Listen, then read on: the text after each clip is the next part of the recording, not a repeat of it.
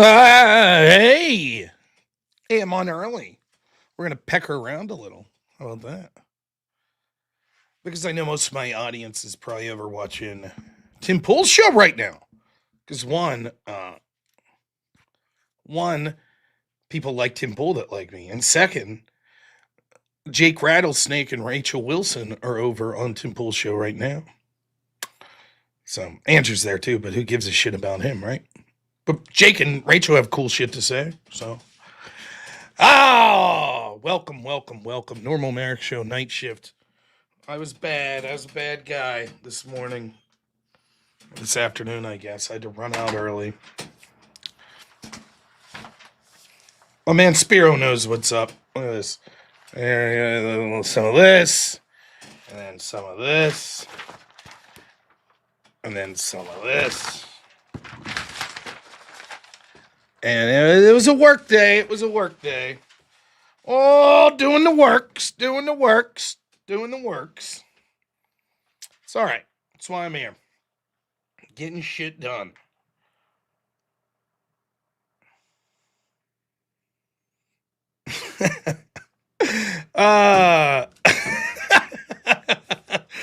So I have this text chain with two of my real life friends.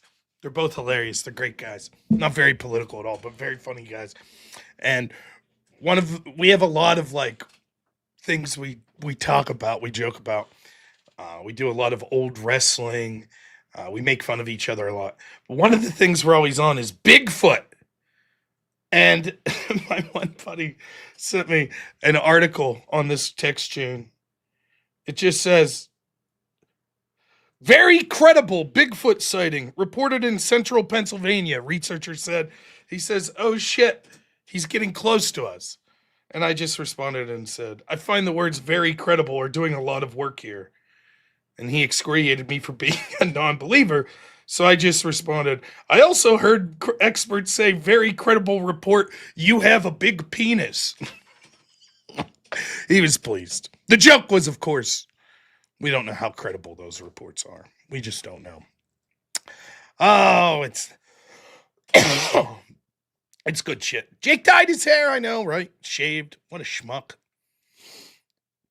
Anyways, I'm here a little early tonight because I have to get up early tomorrow. At least earlier than normal. I have to be on the road by 8. Very credible report, breaking news. My mom? What'd she do? Oh, fuck, I was supposed to call my mom today. Shit. Now I'm in trouble. And I'm streaming early. And she probably knows it. And so she's going to be like, Anywho, I got a doctor appointment tomorrow morning. It was supposed to be for Friday. I got to get an injection in my back. But because I'm going to be out of state, they wanted me to bump it up till tomorrow. So, man, do I have a lot of shit.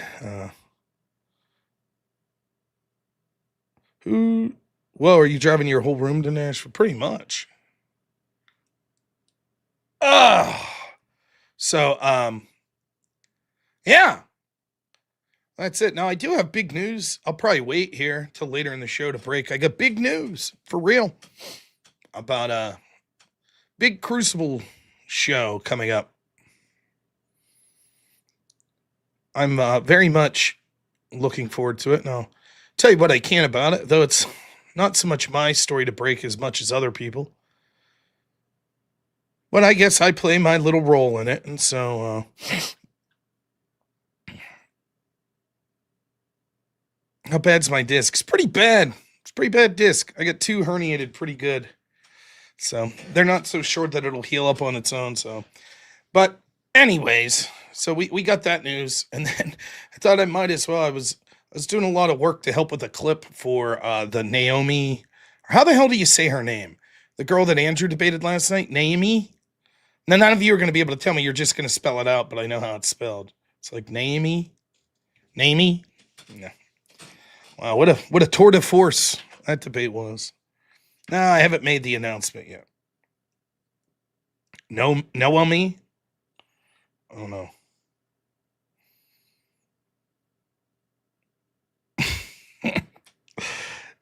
Naima. Okay. Well, nice. Thank you so much. Ugti Jerm. Ah.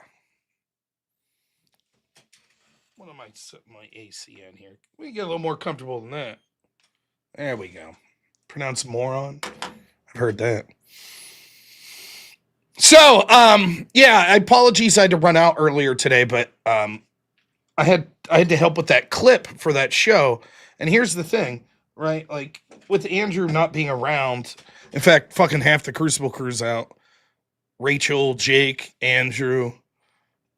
So then it falls upon schmohawks like me and people helping me out, like Spiro, getting clips of shit. So thank you to Spiro for that. I think the clips came out okay. But that's what I had to do. I had to run out and do that, so I do apologize for that. Anyways, we could sit here and talk about bummer fucking Trump news. More of it. There's more of it. Oh my goodness. His H1B comment. I mean, I guess we'll play. Let's just get it out of the way. We're going to have a fun night tonight. It's the last night before Nashville. I'm not going to get too bummy. But my goodness, it never ends. I mean,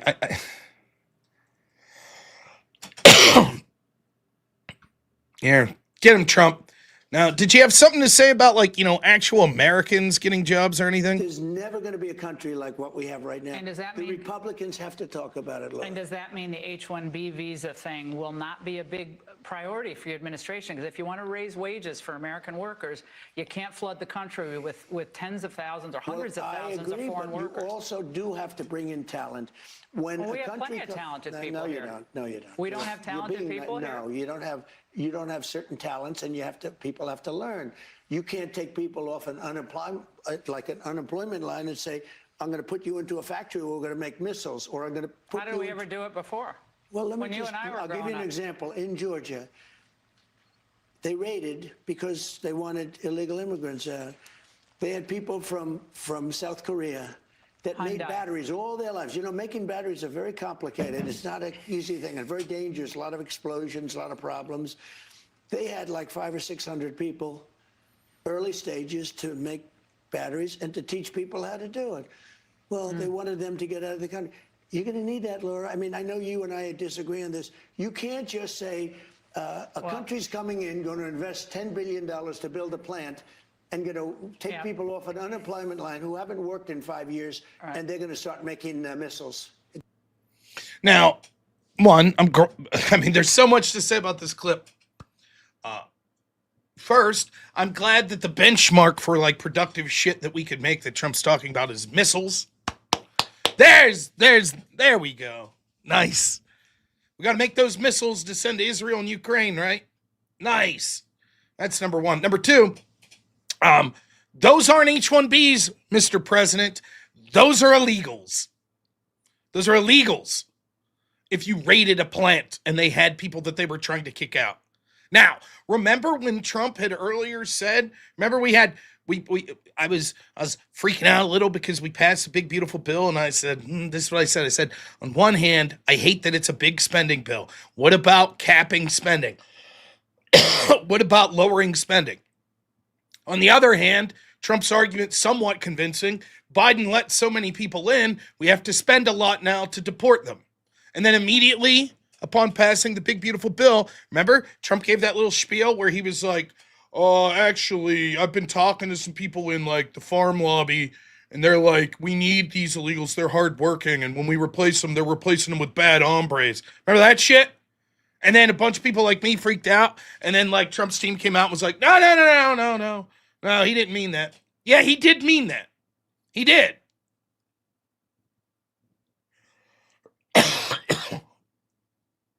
He meant it. So, just so you know. And then lastly, since we're talking about illegals here, and it's not H-1Bs, just so you know, the deal was this. American workers had to train their replacements that were coming in on H-1Bs. And now Trump's argument is, but we can't kick them out because at the very least they need to train Americans. Now, how does this jive with his answer in the same interview that we have to keep these universities rolling? Right? The same ones that hate us. Because if we didn't import 500,000 Chinese students, universities would go out of commission, but at the same time, they're not training people for like actual jobs that we need in making things.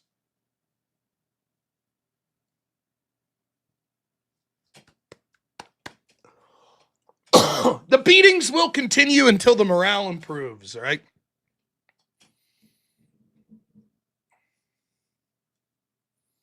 I don't know what to say. I guess the only positive thing to say is I guess this was the same Laura Ingraham interview. So maybe someone grabbed him by the scruff of the neck and said, "What the fuck are you doing?" After that, it's not like he gave 2 interviews back to back.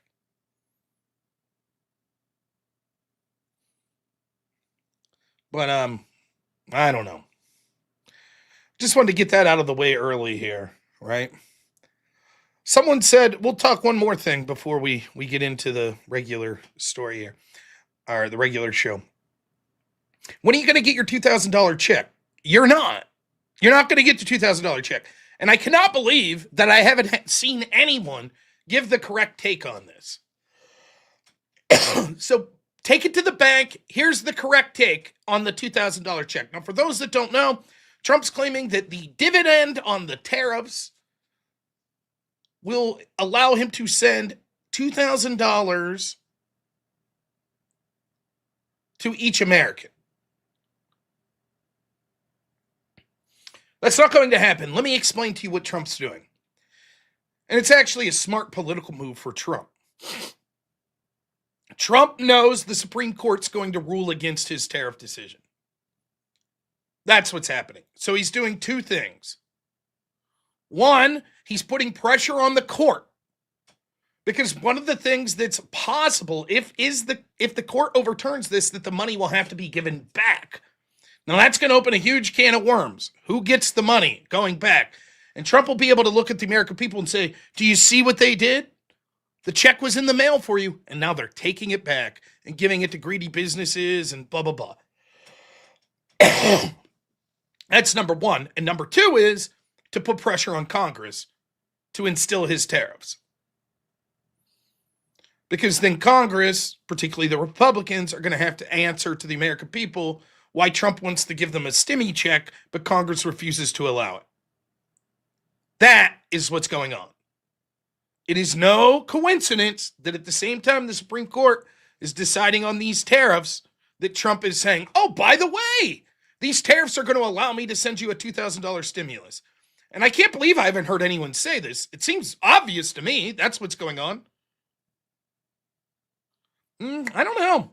I think it's going to be a 5-4 against Trump. That's my prediction. We'll see, though.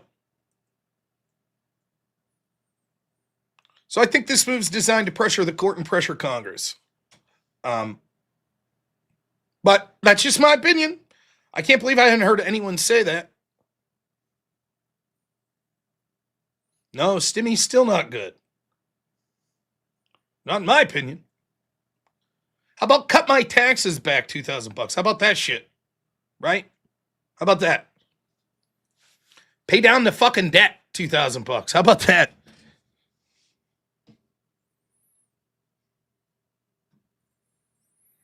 Naughty Germ, $5. Thank you so much, as always, man. Always a pleasure. The great Michael Hatch, $5 says, I enjoyed the classic Rush Limbaugh paper shuffling earlier. Oh, caught that, did you? Kokomo, $5 says, announcement. Rob is starting his transition. And Darth Blackstar becomes a member. That's right.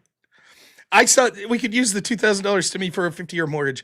I saw someone, it was a very funny post on X. It said China developed, it was an article, it said China working on drug to raise human age to 150 years. And someone said, just in time for our 50-year mortgage. That's pretty funny. That's funny.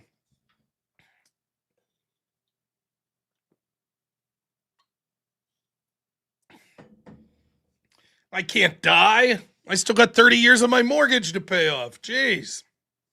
You know? Don't have time to die. Hey, at least, in Canada, they're given assisted self-deletions. In our country, they'll be like, bring out the shock paddles. This guy's got to get to work Monday to pay off his fucking mortgage. Bill Pulte says he needs to pay more. Get him back to work, damn it. You know how they say, right? Maybe they'll put it like you have organ donor on your fucking ID. Maybe it'll say mortgage owner instead of organ donor, and the doctors will be like, oh shit, this guy can't die. Give him our best care. This motherfucker's gonna get back to work Monday morning. The banks are gonna be pissed. You wake up, you see a bunch of bright lights. Am I in heaven? No, sir. You're an outpatient. You still owe your mortgage. You don't have the privilege of dying. Yeah, the banks are about to solve healthcare. The only lobby more powerful than the fucking insurance lobby, the fucking bankers. Put them in escrow, stat nurse, yeah. Oh, shit.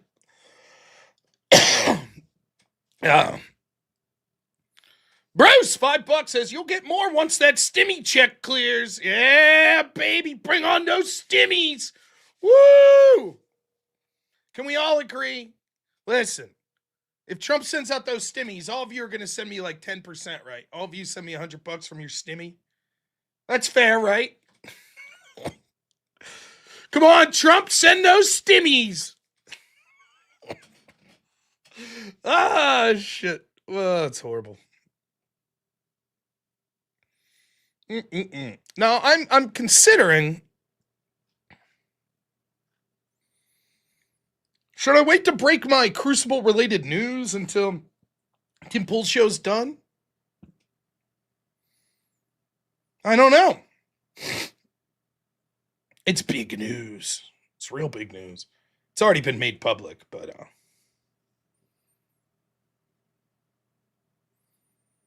I don't know. I don't know how many people saw. Aftershock, I think you've seen. Break it down while Andrew can't confirm your outlandish claims. All right. Here's the news. The Crucible is in talks with Elon Musk to fly to the moon. Yes, it's true. Finally, we're going to show those flat earth pricks who's boss. That's right. Fuck you, flat earthers. The Crucible's heading to the moon. That is not the news. That'd be pretty big. What do you think? Fake news. The Crucible will break through the firmament to the moon. We're breaking through the ice wall. We can't afford Mars. Come on now. We're only the Crucible. We're not the Daily Wire. Daily Wire will make it to Mars.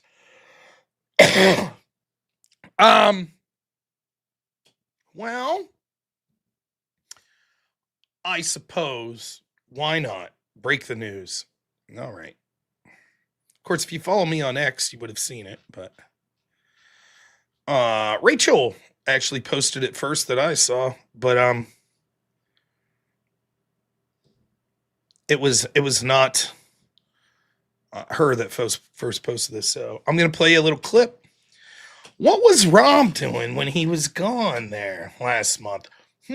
Where was Rob? Rob said he was busy and he was doing projects that couldn't be talked about. By the way, this is just one of those projects, but it's a big one. So where was Rob? And why was he hanging out with Andrew? Coming up with the gold standard for the format was critical. There's debates all over the place, but there's no brand of excellence.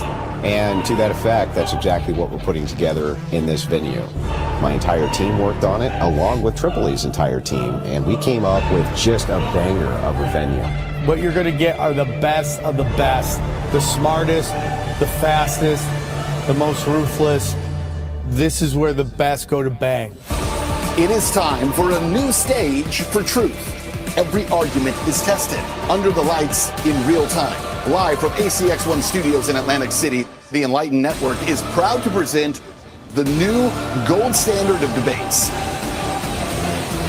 Word War Debate, the premier debate league.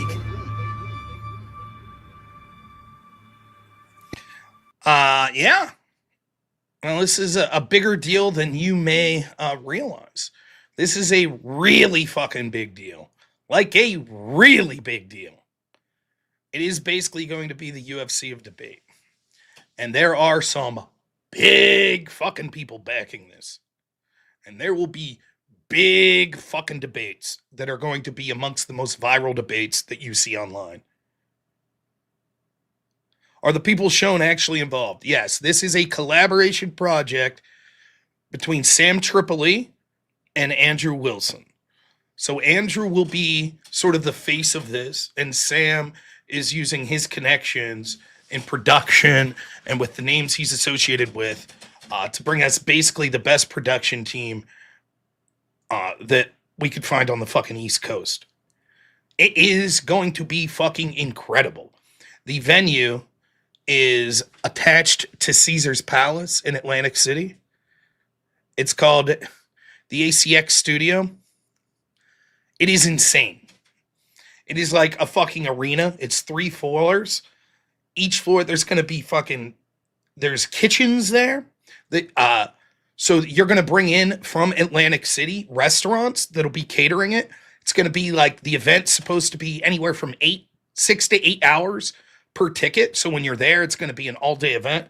There will be at least 3 bars. There will be a VIP room. The VIP room is fucking insane. It hangs out over the boardwalk on Atlantic City, overlooking the ocean. It is a fucking insane venue. I cannot believe that we got this venue. It is crazy.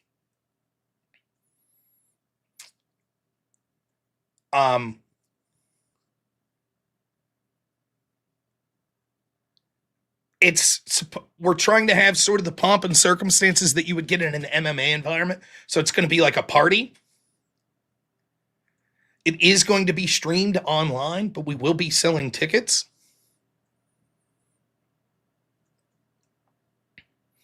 We will be booking people, and the people will be treated exactly as you would expect a star to be treated.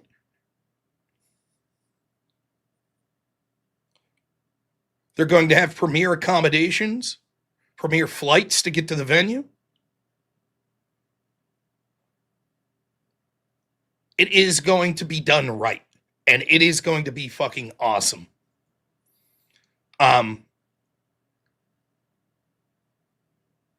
The work that went into this, like it was a lot of people on Sam's team, and then a lot of people on the Crucible, but most of the people you see from the Crucible have been putting a lot of fucking work into this, myself included. So it's gonna be a really fun experience. So I will be involved in a capacity as a host. Andrew will be the moderator. There will also be opportunities for people like Andrew and I eventually to debate, but that is on the back burner. We are talking debates. Names you're looking to see would be amongst the biggest names that you see that do sort of debate stuff. And even some that you don't see routinely doing debate stuff. We're going to try our best to entice people to come. Now, it's going to be much bigger people than, like, me. My chair will be there. But I'm not prepared to talk about the people that we have lined up yet. I don't think that's for me to break. But I assure you, it is. You're going to be like, hot damn.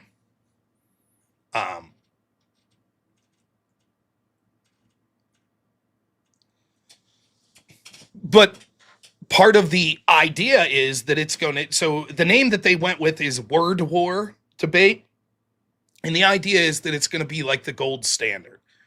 And the idea was that it's going to be the gold standard for 2 groups of people.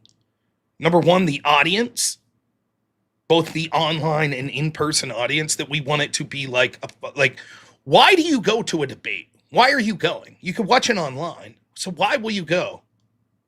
You're going to go because it's a fucking party. You're going to go because it's raucous, because you're having a blast. Why are we going to DebateCon? Sure, you want to see debates, but you also want to hang out with people.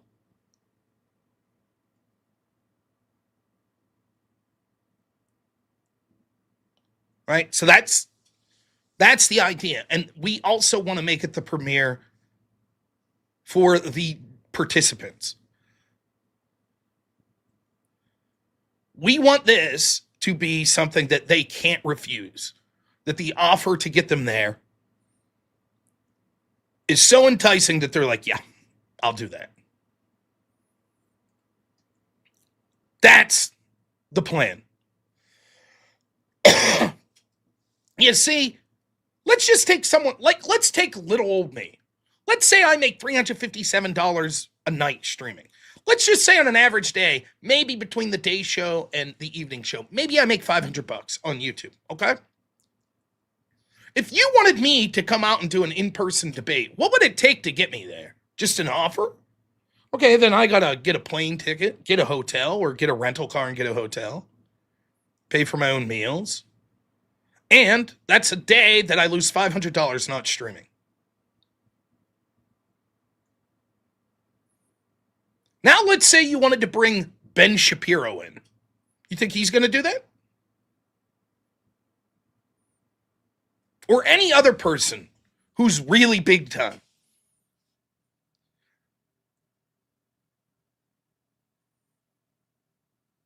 You need to be making serious offers for serious people. And it's not just a matter of, hey, we're going to, treat you right with accommodations. And they need to understand that it could be blood sporty at times. We're going to have different types of debate. It's not just going to be one debate per event. It's going to be 3 debates per event. And we're going to intentionally mix the style of debates that you're seeing. So maybe you have a religious debate. Maybe you have a cultural debate. Maybe you have a personal beef debate. Maybe you have a political debate with like serious politicians. It will be called right down the middle. And that's going to be Andrew's job. He is moderating. This will not be like other debate shows that you've seen me on where people get to spurg out and scream over you.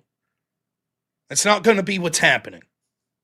Even if it's a personal debate with people that personally dislike each other. It is going to be modeled after events like the UFC. And all I could say is tune in and see what we've came up with. I think it's going to be pretty fucking cool. But the production value through this is going to be through the roof. Big names, big event, big production value. It's going to be fucking awesome. The first event's going to be January 10th. Now, it's a bit of a little bit of a double-edged sword for me because January 10th is the day after my son's birthday, and I will have to be out there on the week of the event. So, unfortunately, that means I'll miss my son's birthday, which is a little bit of a bummer, but that's okay. So tickets are already up on sale. So I'll give you the link on the X account that you could follow for Word War. And they're going to have more details.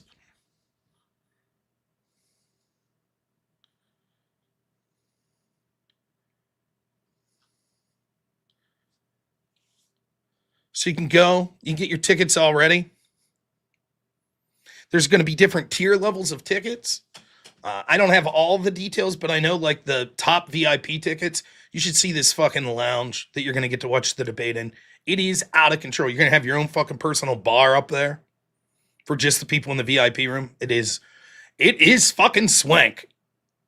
I mean, I don't know what to say. It's immaculate.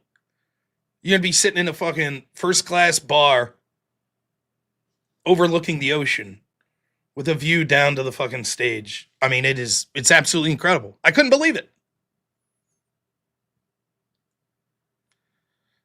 Here's more of the video if you like to see. So this is more of Sam and Andrew.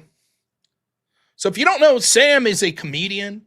He's got a podcast. Does a lot of like debate, like conspiracy stuff. He's friends with like Alex Jones, Joe Rogan. Big people behind this. The Enlightened Network is proud to present Word War Debate, the premier debate Of course, that's Ben Swan, you may know, who's a tremendous dude himself, was a journalist for mainstream media networks, who basically fucking made his way out for saying shit that the media wasn't really big fans of. Sam Tripoli, Tripoli.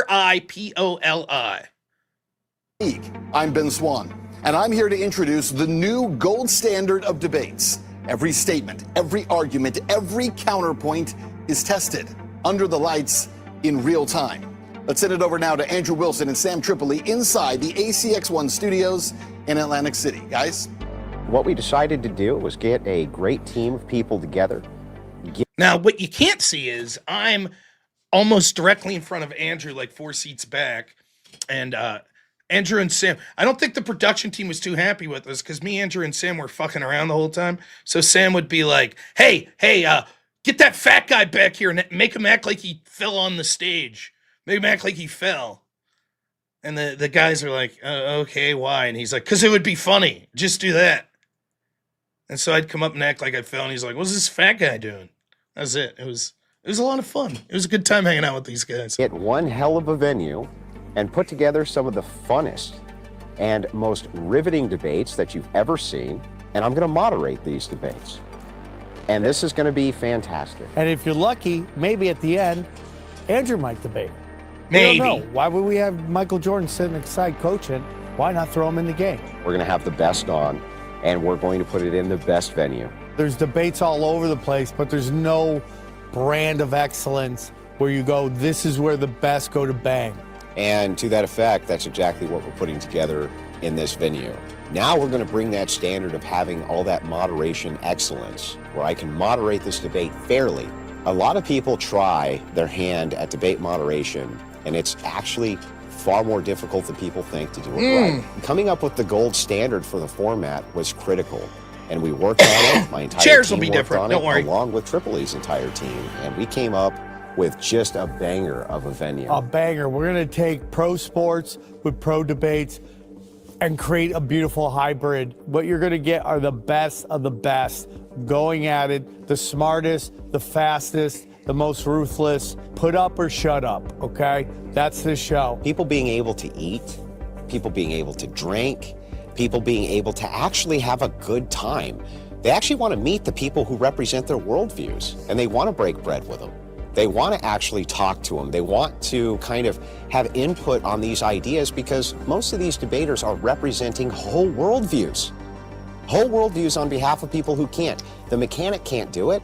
The mechanic can't go on CNN and tell these pundits to go f themselves. Yeah. That ends up being the job of you, the representation of the worldview. And we're like, what's the best place to do it at? There's only one place. ACX1 Studios in Atlantic City is where the champions will be named. If you want to cover it, you want to stream it, you want to restream it, you want to mix it up, you're more than welcome to do it until we get to the main event.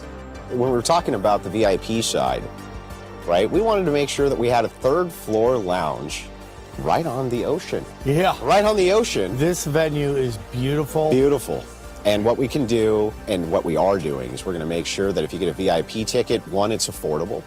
Two, that when you come out and you come up to the VIP section, you're right in front of the ocean, nice fireplace roaring, huge area for us to relax and have a good time post-debate. We want you to be able to meet the representations of your worldview. That's never really been done before.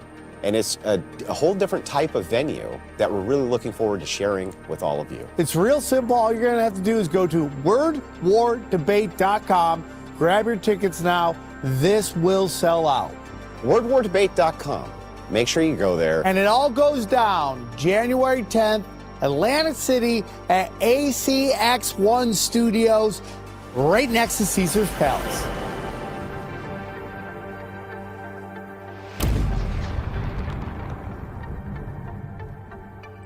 Now, I'll also let you know, again, I don't know what I'm allowed to say, but I don't think anyone will mind this.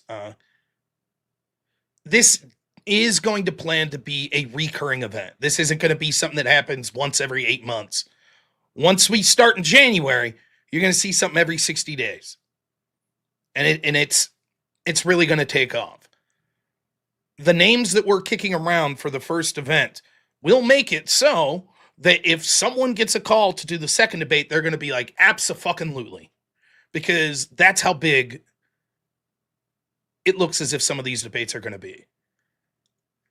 When you've seen, when I talk about, I've been very busy. My part on this is basically doing everything that needed done.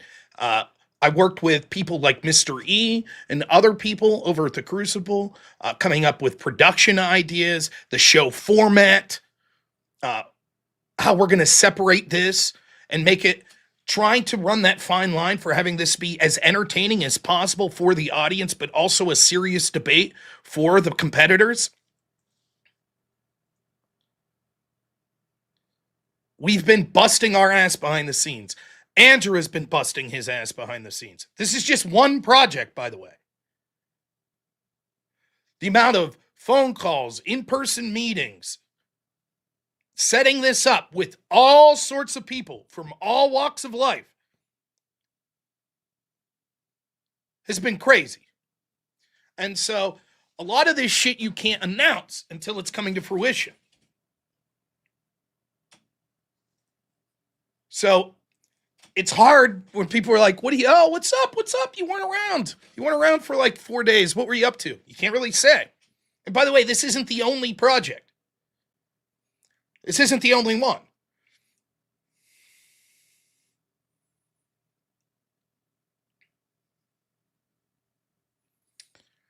This is a team of people that's being put together with serious backing from serious financial people, from serious well-known people.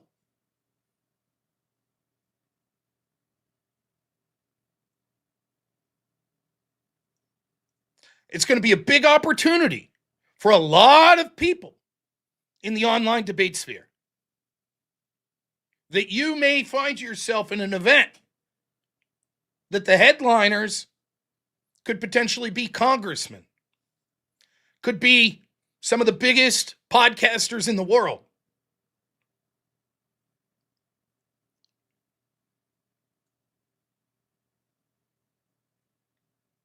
And it's going to require a lot of moving parts and a lot of production behind the scene. And it's going to require a good team of people that are getting along.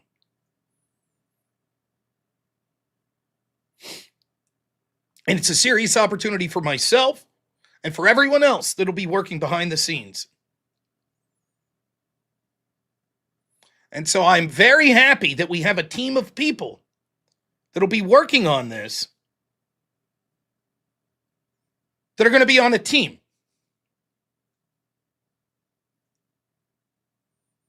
They're not going to be shit talking or anything like that. This is all hands on deck moving forward.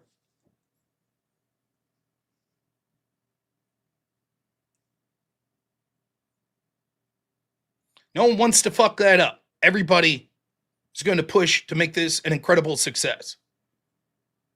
It's actually amazing that no one's tried to do something like this in a serious way.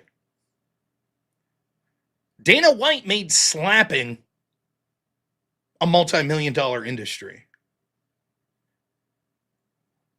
There has never been a time where there has been as much interest in debate as there is right now.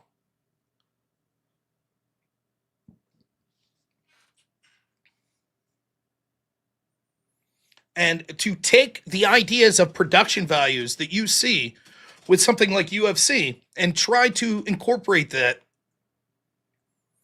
into debate, I think is an amazing idea.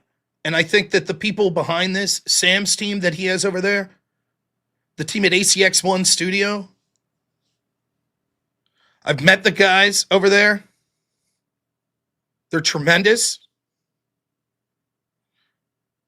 The guys that are working with the Enlightened Network, they're top notch.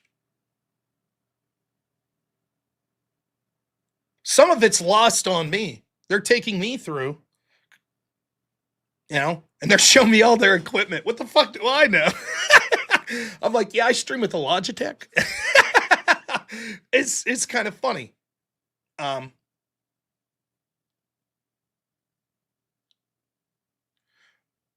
But they need integral people that understand debate. They have Andrew. He's the face of this, which he should be. He's earned it. And he is going to take this amazing places. Not only is he an absolute fantastic debater that's been making inroads for online debate, in addition to that, he is one of the fairest moderators that you'll ever see. He's the exact type of person that you want to be fronting something like this. And he's an entertainer.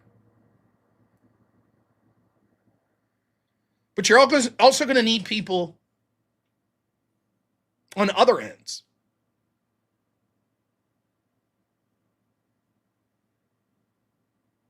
We're going to have, things are still in motion, but we're going to have like color commentators and commentators like you'd see in UFC that are going to be discussing the debate both before and after the debate.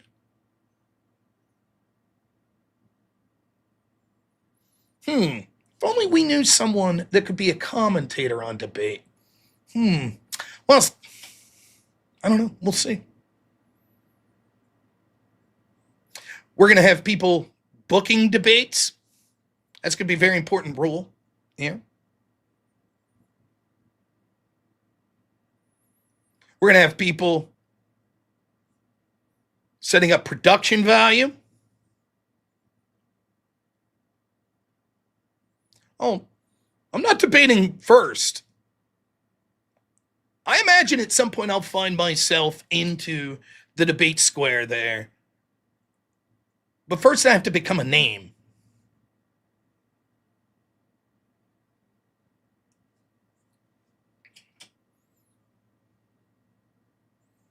It's a big opportunity. And it's a big opportunity for the people that are fans of the Crucible and in general, fans of online debate. Because inevitably, as this thing grows, yes, we are going to be getting premier names, but we're also going to be building up premier names. So how cool would it be to someone that, maybe hops on an online debate and one day you get that call. And the next thing you know, you're being flown out to Atlantic City to participate in a debate where the main card's a congressman, one of the world's biggest podcasters, etc. It's an amazing opportunity for the communities that are taking debate seriously. It's a big opportunity.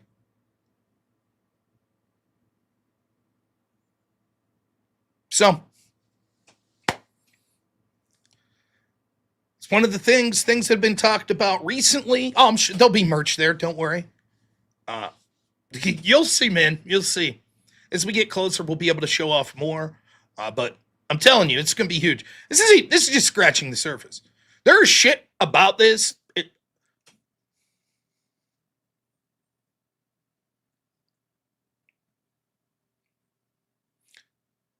There are parties that are interested that aren't involved right now that would blow your fucking mind.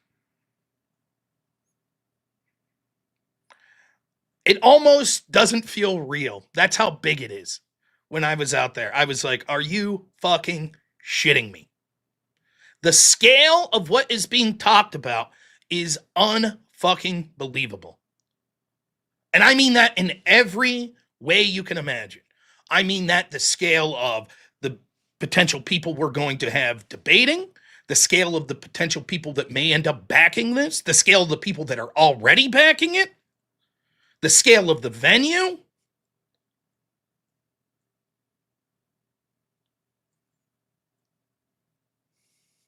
Once again, I'm not saying anyone's name. I'm just saying there are big people interested. And they want to see what the interest level in something like this is. This is going to be serious security that's being ran by people in the casino business. There will be no fucking around when it comes to stuff like that. It is going to be an absolute professional masterclass on how to set up a venue and how to set up a production. And it's a lot of fucking work. It is. But we have the right team doing it.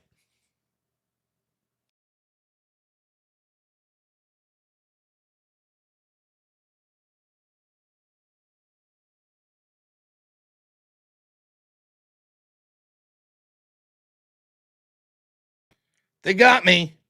Fucking, I got the call again.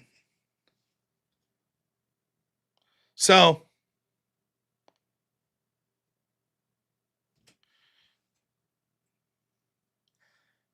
I don't know. It's something that obviously you guys can hear me now, right? I hope. Check, check, check. Let me know if you could hear me. Did they get me?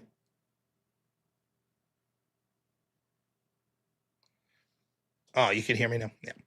Yeah, it's fuck you guys, all that talk of production. Trust me, I'm not going to be on that type of production, on the technical aspect of it. So, yeah, so there was a lot recently of just events that came up, and there was a lot of talk about ventures that were going on behind the scenes and shit that couldn't be discussed. This is what we were talking about. So, I hope to make you all proud. I hope to make the rest of the Crucible audience proud. I hope to make everyone that's a fan of sort of the online sort of debate community proud and the online streaming community. This is the plan.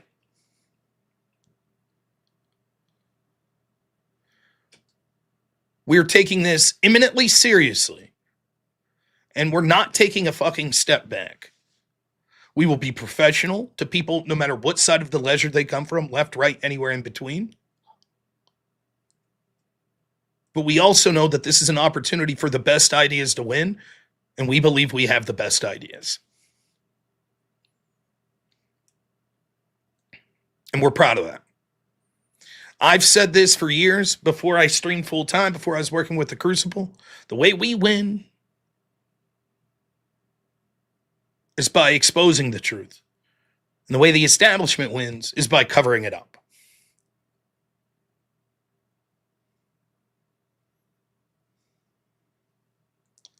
And so I am thrilled to be part of this. And it is really an amazing opportunity for me. And I can't thank Andrew enough for bringing me on board. Also, I do believe I am actually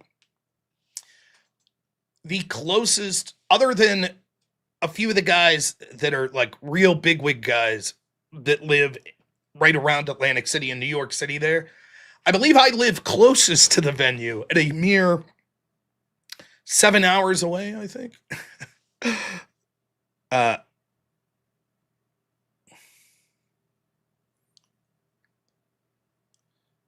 Now, the other thing, and I'll leave Andrew talk more about this, but I'm of mind with him. We will not compromise on our principles for this. If this was not done in a way that we were comfortable with, we would have walked away. We would have. No questions. Not pissing around with it.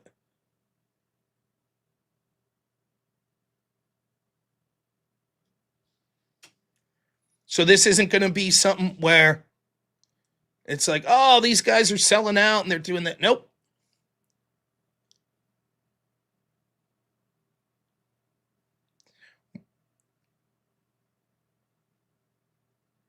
I'm an employee of the Crucible. I'm here to help out the Crucible. Andrew and Sam's vision was the premier debate league with combining the most prestigious, fair debates possible with the highest entertainment value possible.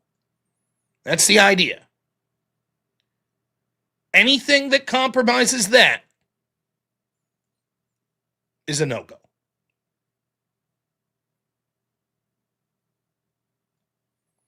So I'm excited. I was very pleased. I've been fucking waiting for them to announce this forever. It's been absolutely torturous. I know why they were waiting. I'm not going to talk about that, but oh yeah, there will be grifting. There will be money to be made. Don't get me wrong.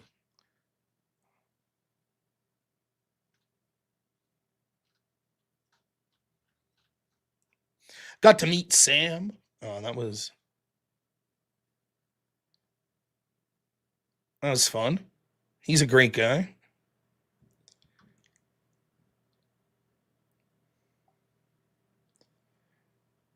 But yeah. So, are there any questions that people have about it? Here's the best way to have your question answered by me. Oh, we got a raid coming in. Who's raiding in?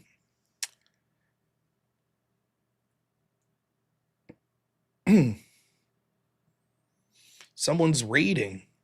Hello, Weege. Aye. Oh, the Crucible raiding in. How about that?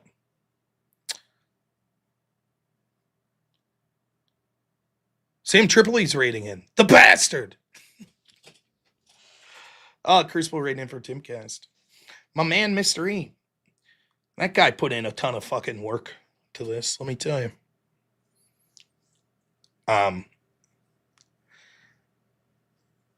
It's been an absolute pleasure working with the Crucible in all aspects so far. Everyone over there, whether it be doing the extravaganza with Mr. E and Jake, whether it be working on this project, just getting other shit together, working on DebateCon stuff, working on debate preps, shit like that. It's really been an incredible opportunity.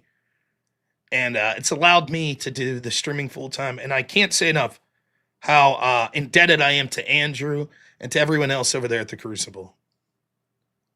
So we'll wait for them to get over, and then I'll talk a little about it. Hello, Mr. E. If you could hear me, he probably isn't listening. I will answer more questions about it, and I'll sort of rediscuss what's going on here. Now, a lot of this isn't mine to discuss. I'm just giving the very broad strokes because Rachel put out the message. So we'll wait for people to get over here. There's the comment of the day. This fucking guy. That's fair. How did the entire damn Crucible family do over there on Timcast? I was watching some of it. They sounded very good. I didn't recognize the guy in the beanie that was taking over for Tim, though. But yeah, you had Jake, Rachel, and Andrew over there. Mr. E messed up the raid? Surely not. Looks good to me. They did good. I saw there was a new Tim. I promise I'll get to Super Chats here in a minute. So, Mr. E, get your ass to DebateCon. Yeah. What's up, Mr. E? Mr. E, I don't have time for fucking DebateCon.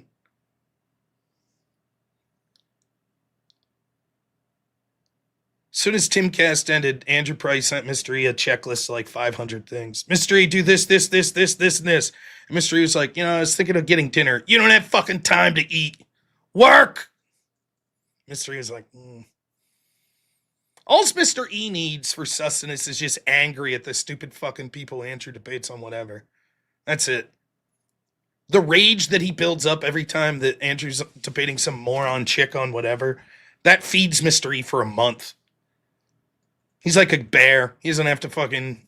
He just hibernates with that anger for a month. Just like, oh! Anger and maple syrup. All right. So, for the people that came over, a big announcement for the Crucible. Now, this isn't me breaking this. This is the lady that you just saw there on Timcast. I actually put this up. And so Rachel put this out, and I'll talk a little about it, and then Andrew will be talking about this more as time goes on. But So this was posted. Enjoy. This is Rachel Wilson. I'll put the link so you could check this out if you want.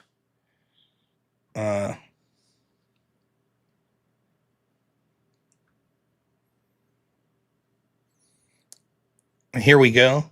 Now, just so you know, you're getting this sort of junior version of talking about this story because Andrew, it's his idea. It's him and Sam Tripoli's idea. It's their project. I'm just a very small part behind the scenes as a Crucible team member. But it's huge news. So we'll play the video for you, and then we have another video to play for you. Coming up with the gold standard for the format was critical. There's debates all over the place, but there's no brand of excellence. And to that effect, that's exactly what we're putting together in this venue. My entire team worked on it, along with Tripoli's entire team, and we came up with just a banger of a venue. What you're going to get are the best of the best, the smartest, the fastest, the most ruthless. This is where the best go to bang. It is time for a new stage for truth. Every argument is tested under the lights in real time. Live from ACX1 Studios in Atlantic City, the Enlightened Network is proud to present the new gold standard of debates. Word War Debate, the premier debate league.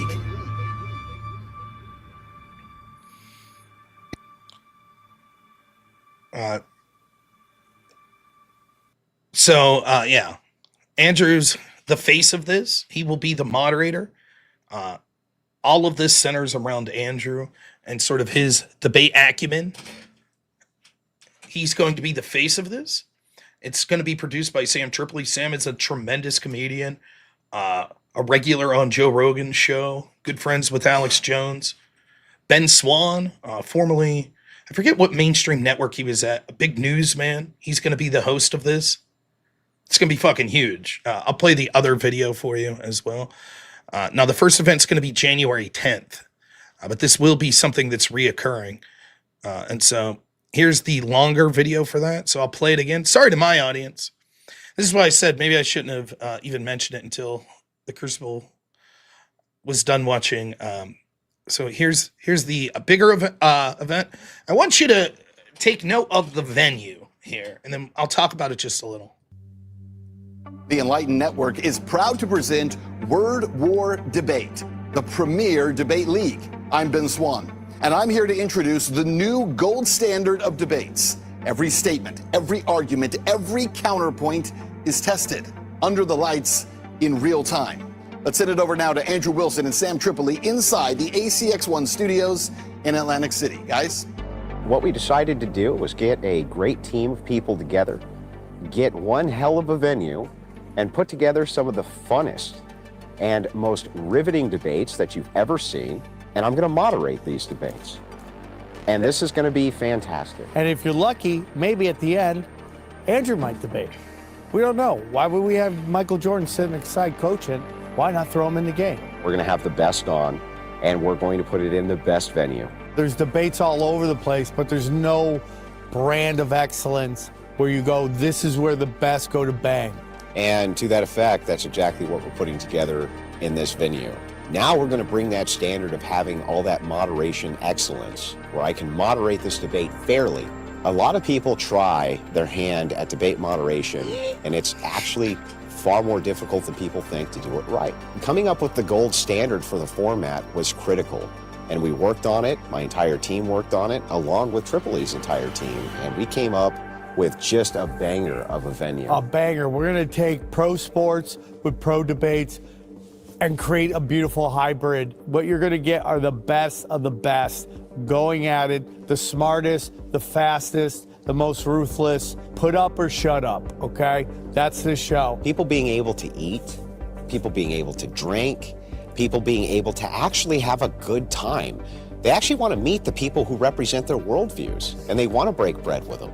They want to actually talk to them. They want to kind of have input on these ideas, because most of these debaters are representing whole worldviews. Whole worldviews on behalf of people who can't. The mechanic can't do it.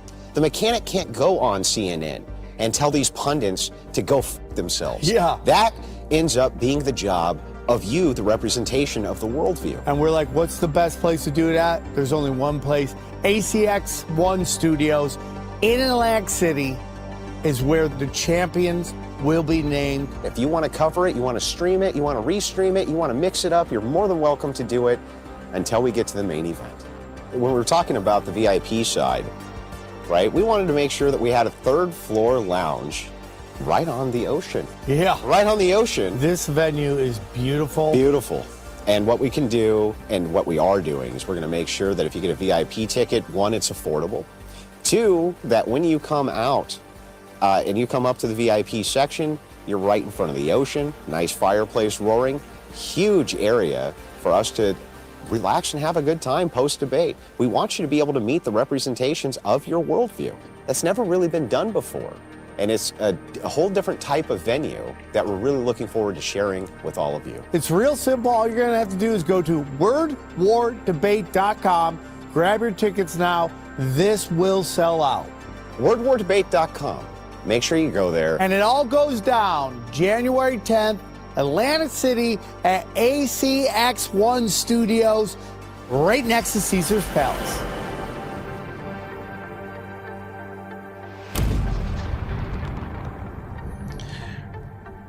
So, to answer some of the questions I see, and then I'll read. Well, actually, I'll just start reading super chats. Darth Blackstar, thanks for being a member. If you have any questions, please send in a super chat, and I'll try to read it about this. Thank you so much, Darth Blackstar. Bruce, thank you, my friend. $5 says you'll get more once that stimmy check clears. Come on, Trump, send those stimmies. Balsania, $2 says congrats, Rob and Crucible. Super dope news. It is all Andrew and his team. Right, Sam's team as well. The people that have worked behind the scenes for this, it's been a lot of work, especially from Andrew, especially from dudes like Mr. E, that have been busting their fucking ass, phone calls after phone calls, production meetings after production meetings, meeting people in person, setting shit up. It's a lot of fucking work. And dudes like Andrew and Mr. E and the rest of the team behind the Crucible, they're fucking busy as shit anyways. I don't know that I've ever seen a man that's busier than Andrew. By the way, this is just one project. There's other shit in the works behind the scenes. In addition to Andrew moving and doing how many debates that you've seen. While running an entire show on Rumble, the extravaganza, which in fairness, he throws all on Mr. E and Jake Rattlesnake. But it's been a shitload of work for those guys, and I've been happy to be part of it and help out where I can. So Not Quite Dead, $10 says, now we know why you guys didn't want to deal with someone who was playing around with trolls and drama. No comment. Balsania, member for 10 months, says, we need to get HN on the stage, right? Spiro, $5 says, I just got the call. I'm going out and getting paid $7,000. Wait, wrong number. Oh, shh. Netanyahu, let him alone. Tacit Tempo says, grift, which standards, of course. Yeah, we'll talk a little about it. Jarrett Bird, $20 says, thanks for the content, Rob. Thank you, Jarrett. It's my pleasure. Really is. Blasterbot, $50 says, jerky fun for the road trip. It's of vital importance. Bank the whip wheel for later. I will bank that wheel. And I will purchase jerky. And thank you, Blasterbot. You're always incredibly generous. Thanks so much.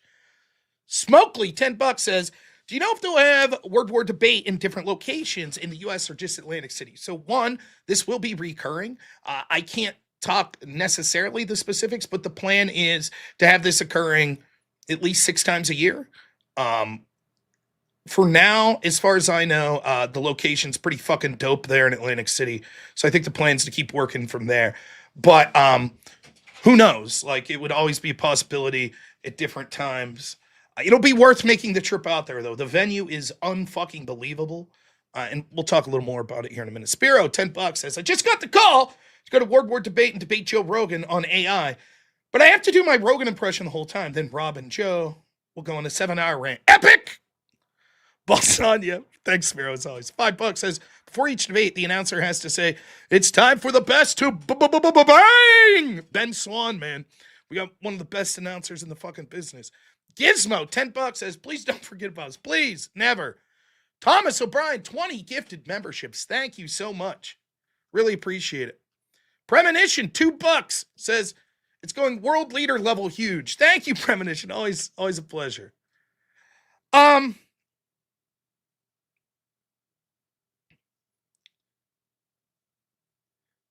the idea, Andrew and Sam had this idea, and they wanted to basically have the teams working on the concept of the biggest names possible debating in serious fucking debates. Now, it could be any topic. It could be religion. It could be culture. It could be political. It could be personal beefs. But it will be seriously moderated. This isn't going to be fucking taking sides, playing favorites. It's not going to be intentional shit shows. The idea was to have this be the most prestigious event possible for these people that are coming into debate. The biggest names possible on any sort of discussion that needs to happen. We're talking anywhere from serious politicians to biggest podcasters in the world to some of your favorite religious debaters. It's going to be fucking huge. It's going to be an all-day event. It's going to take 7-8 hours. There's going to be 3 debates per card, at least. It's going to be fucking huge. The idea was to take this serious debate and combine it with sort of a sports-like atmosphere, like something you would get at UFC, and to make it the most entertaining experience possible for both the people in attendance and that will be watching online. It's going to be a fucking party. There's going to be VIP tickets. Now, robnoerr will be there, yes. There's going to be VIP tickets. There's going to be catering. You're going to see, dude, this venue's fucking insane, man. Right? Like, they got like all these kitchens set up where you're going to have a bunch of these restaurants from Atlantic City. They're going to come and they're going to serve food. Of course, you'll have to purchase the food, don't get me wrong, but there's going to be several bars operating, including if you get a VIP ticket. The venue you have is overlooking the ocean. You're going to have a private bar, fireplace. It's immaculate. It's unbelievable. I couldn't believe it. Absolutely unbelievable.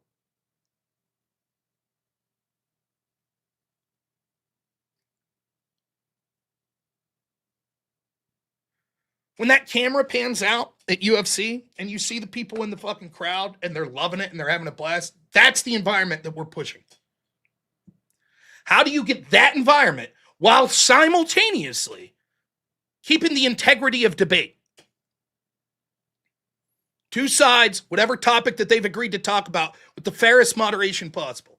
And there's no one more capable of doing that from an entertainment perspective and before a knowledge of debate perspective more than Andrew Wilson.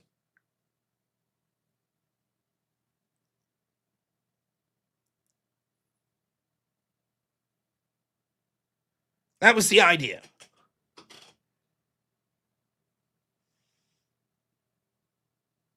And so when people are bitching all the time, where's Smokey Man? Why isn't he on the extravaganza? You can see this is the type of shit that he's like in person trying to line up.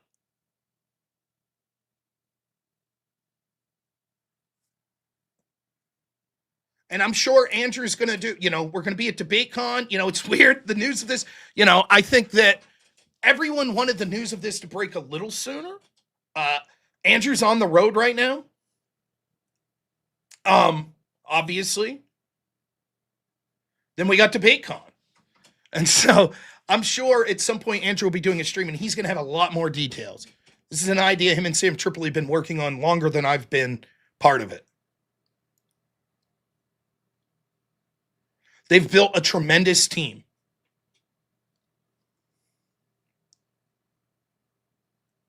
A lot of people at the Crucible were working on this. Mr. E, my man Manted, that you saw there in the chat, and a lot of others. And I tried to do my own little part in this. And it's very fucking, like, we're having, don't get me wrong, it's always fun to work with all those guys. It really is. But it's very fucking, we're taking this very seriously. We're not going to put Andrew's name on something or the Crucible's name on something unless we're putting 110% in. And we're not compromising. This isn't going to be something where it's like, oh, So you're going to sell out and you got to play favorites with like left wingers, or you got to put your thumb on the scale for right wingers. This is fucking serious, but it's still not one step back, because what this will show is that the best ideas and the best debaters promoting those ideas can win out. And we know that we have the best ideas and the best people. So no favorites need played whatsoever. The integrity of it being a serious, fairly moderated debate. No fucking around. That doesn't mean it can't be fun. That doesn't mean it won't get chippy. But it ain't going to be, the intent is to talk over people. That's not going to be the intent. It's going to be serious. It's going to be serious production values. The people behind this they're behind it for a fucking reason. And they ain't doing it to fuck around. And they're jumping in with both feet. We'll have more details on where to watch online. But as you heard Andrew say there in the longer video, it will be able to be streamed for free, the undercard rounds. But the main event, you're going to have to purchase.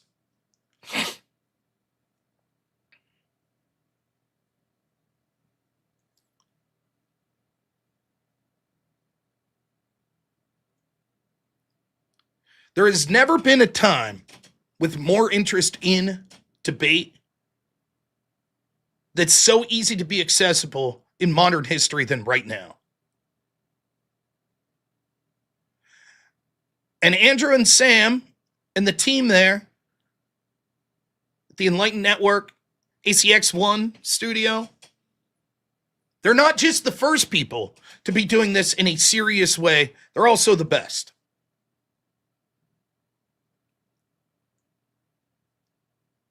Jake Rattlesnake will be involved. That is true.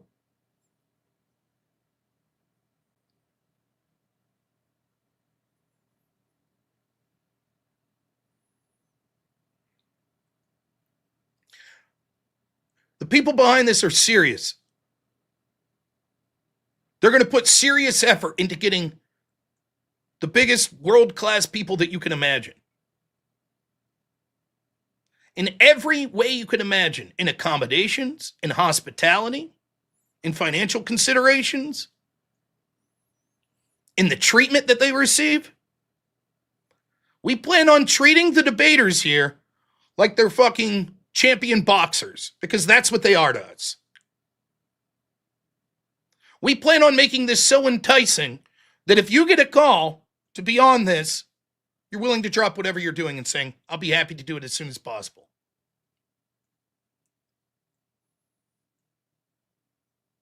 That's the plan.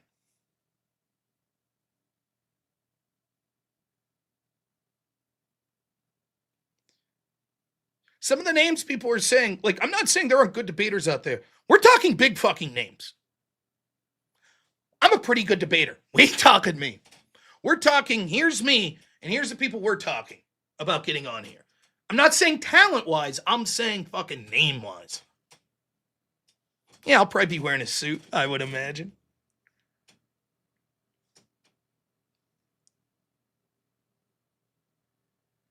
It's going to be fucking huge. They're very tall.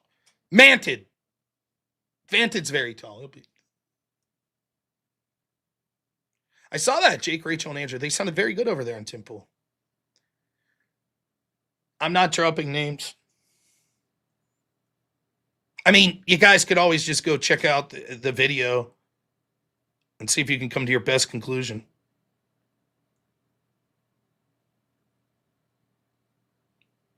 So, that's the plan. And we plan on making it for the people that show up in attendance to have it be as great of an experience as possible. So, this is what we've been talking about somewhat, talking about things behind the scenes. You know, recent controversies and other things have came up where there's been sort of scuttlebutt about projects behind the scenes, and that this is one of them. There's other projects going on, but this was a big one that's been sort of hinted at recently.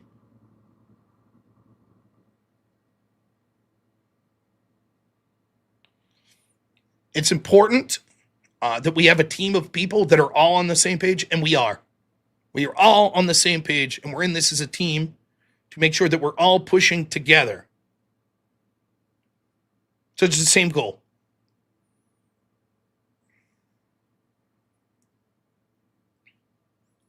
It's a huge fucking opportunity for everyone involved.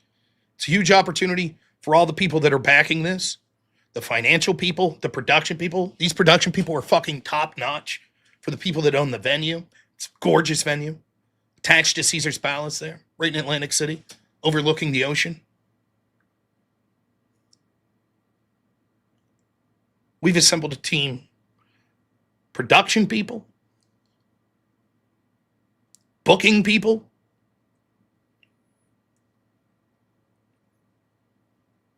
executives, financial backers. It's fucking incredible.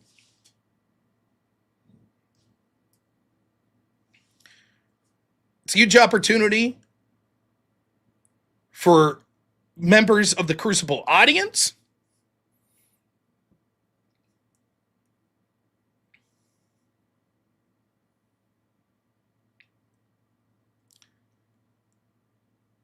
There's going to be, the very nature of this is going to be not only just fucking phenomenal entertainment for people in the audience, but it's going to also breed connections to big name people.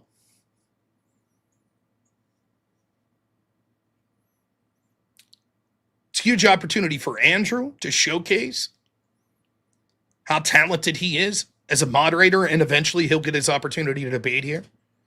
And I don't know about you guys, but I'm willing to bet on him. And it's a huge opportunity for everyone that's working on the project, myself included. And I plan to take full advantage of that opportunity.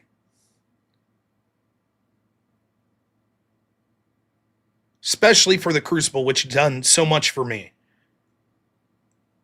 And for my friend Andrew, who I've not only been friends with for years, even if we didn't talk about it much on our own personal shows, but if it wasn't for him, I would still be toiling away at my old job 80, 90 hours a week, except because of the health crisis of the gentleman I was taking care of, I would no longer be 10 minutes away from my home working. I would be at Random Houses hours away.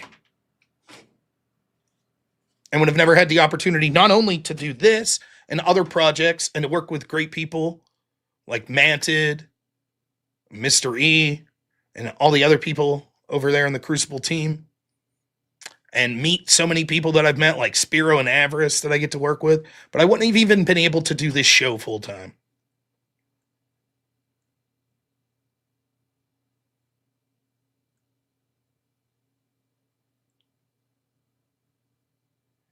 So I am humbled to have this opportunity, and I think it's going to be a huge opportunity. So we'll see what comes with it, but I'm fucking very excited. What opportunity does it give the audience? If you're someone that's in the audience, let's just say hypothetically, this isn't true, but let's say Ron DeSantis was debating there. You literally get to buy a ticket where you're going to be hanging out in a room with Ron DeSantis.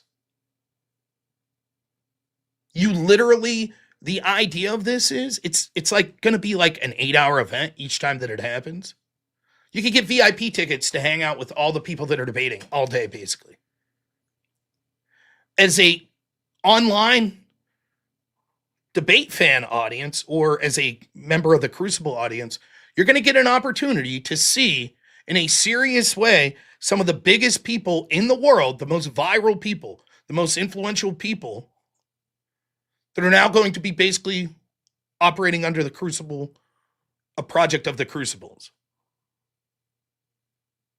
You don't want to hang out with Ron DeSantis. Someone time this fucking guy out. How about that? How about you get that? I'm just kidding. Don't time him out. I'm just fucking with you. Yeah, Ron DeSantis was an example, you stupid shit. This guy. Well, I can't be honest. Well, you can hang out with big name people to be debating. I don't want to hang out with them. I don't know. What do you want, man?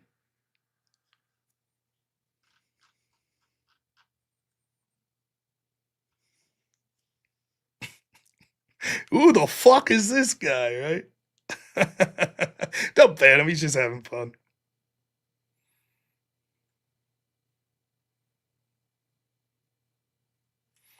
Wait.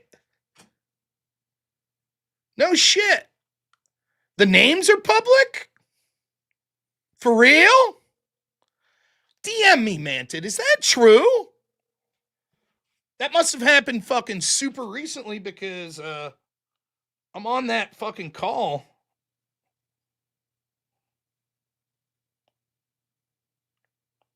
Now I'm curious. Now I'm checking.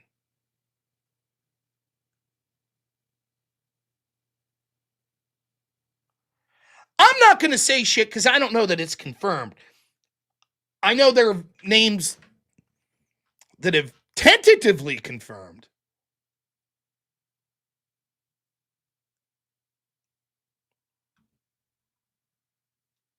Yeah, okay. That's what I thought. Yeah, there's going to be undercards and a main card, right? So the idea is we're talking like there's going to be like fucking 3 debates at minimum that are happening. That's what we're shooting for, right? Per event. So it's going to be like an 8-hour event. There will be like undercards that eventually people will have an opportunity to sign up for. I think his first show, the fucking undercard's going to be stacked. It's going to be crazy. But we'll see. Then there's going to be a main card, and the main card's going to be fucking, it's not going to be like dudes you'd see like, oh, fucking Rob's debating Destiny, and that ain't going to be the main card. It's going to be bigger than that.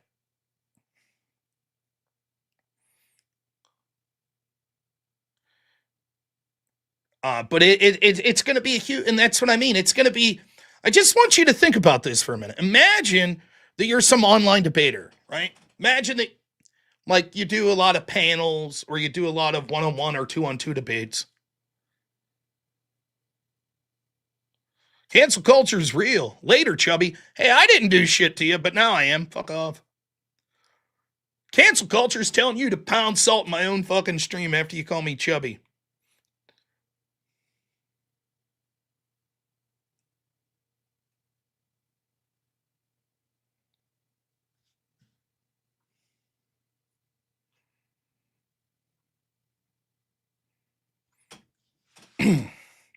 You bet Cuomo and Piers would show. Don't know.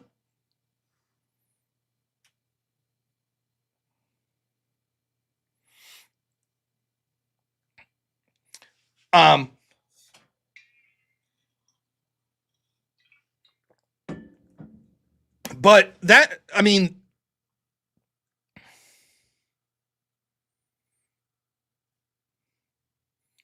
imagine that you're someone that's like, you know, one day you're debating on Prime K's panel or Speakeasy's panel, and you find yourself signing up and you end up on an undercard debate on Word War debate where the main event's fucking 2 congressmen or, you know, huge podcasters or huge television hosts.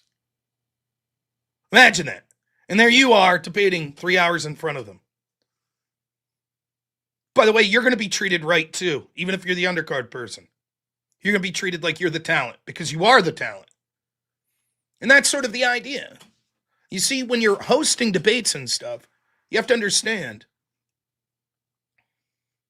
your debaters are the talent. So you don't treat them like shit. You try to make things as fair as possible. You try to keep it serious and have a lot of fun.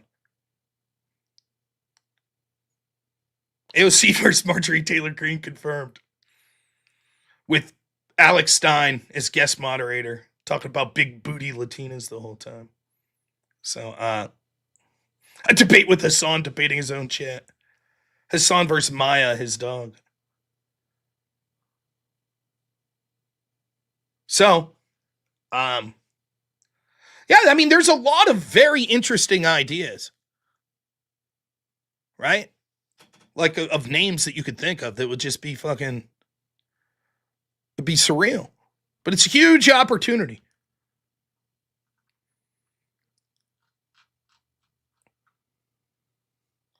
How many platforms do I stream on? Twitch, Kick, Rumble, YouTube, X. Esmond Goldberg shower. Vance versus Harris. Maybe someday. Oh, Kaya. It's not Maya. I said Maya. It's Kaya. It's wrong to shuck your dog. But that's the idea. You hear, though, like, look, part of our game, we're trying to set up interesting debates, too. So everything's on the table. You could think, like, wow, there's a person that you heard talking, and maybe their ideas would clash with this person, and it's becoming really big news. What would happen if we get them in the most prestigious venue, in the most prestigious organization for debate? And eventually the plan is everybody knows. We want this to be so prestigious that people reach out to us eventually. I'm just throwing out, like, if Mark Levin's pissed at Tucker Carlson, that Mark Levin can hypothetically contact us. By the way, neither of these people are, right? Could you get me set up to moderate a debate between me and Tucker Carlson?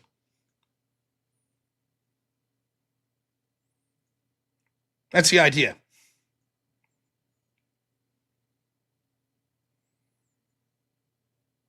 So, it's a tremendous opportunity, though.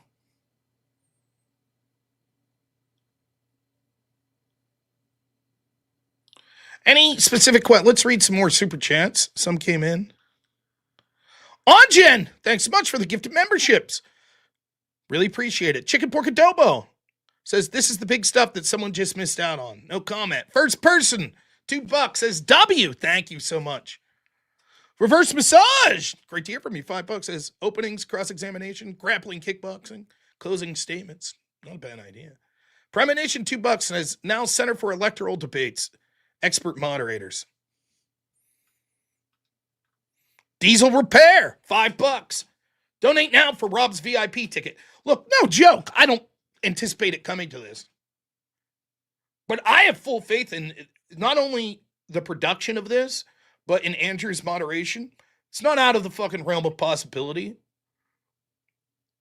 that there could be some, like, two people running for governor that's like, we want to go somewhere where we know the moderation will be fair. Well, you know, we get to be front and center. You know? Diesel Repair, $5 says, donate now for Rob's VIP ticket. I don't think I'll need a ticket. I think I will be working while I'm there. Bandit, $5 says, not a fan of Andrew's style, but he's successful. So I acknowledge I'm wrong. But I'm more than ecstatic that he's expanding and pushing that message. Thank you. Kapow, $10 says, I don't ever super chat, but man, I'm excited to go to this. You guys are great at what you do. Already got my tickets, Platinum VIP. Fuck yeah, man, I'll see you there. I'll be there. VIP and all. X-Type Gaming, $10 says, who will moderate if Andrew decides to debate? There's several options.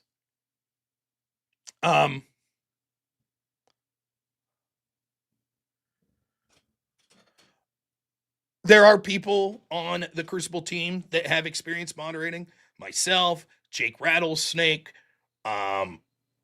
there's other people connected. Ben Swan's a great host. I don't know if he'd be comfortable moderating, but we haven't really talked about that.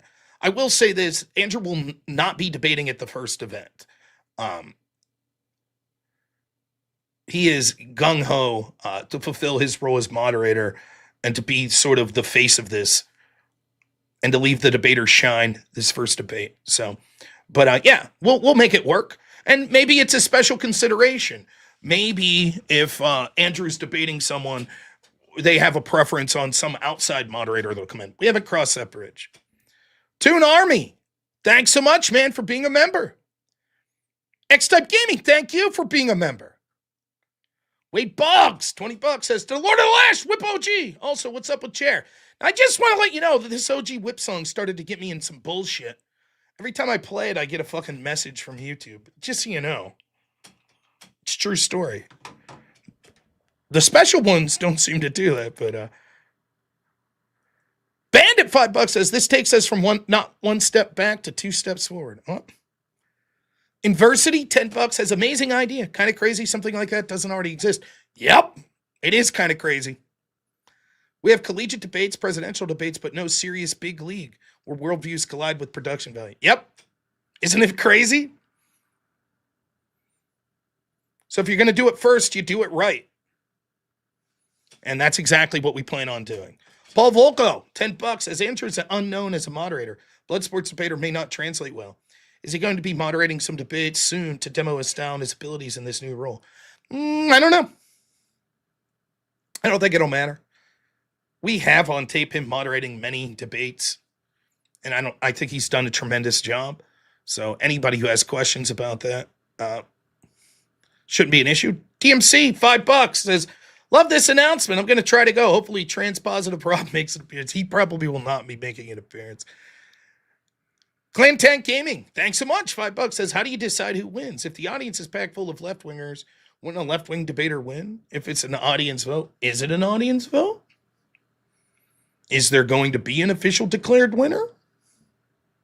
Guess you have to tune in to find out.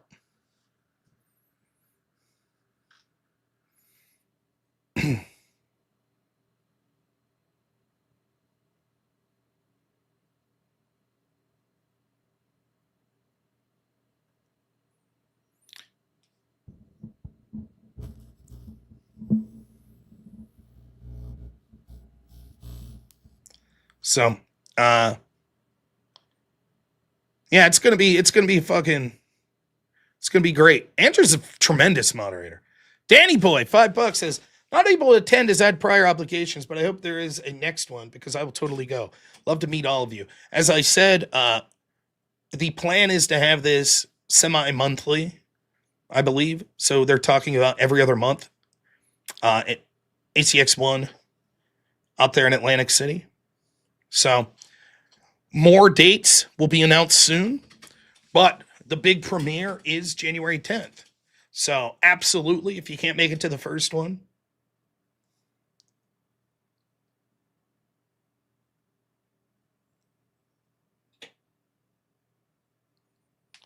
yeah, Andrew's great. Not only is he a professional moderator who could be very good at it, but he's also entertaining, right?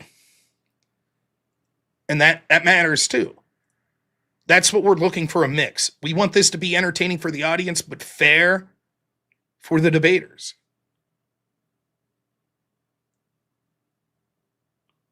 Yeah, no problem, Paul Volko. No problem. He's moderated a debate I did versus Pisco at one point. Will it be more blood sport or formal? Depends on the debaters and the topic.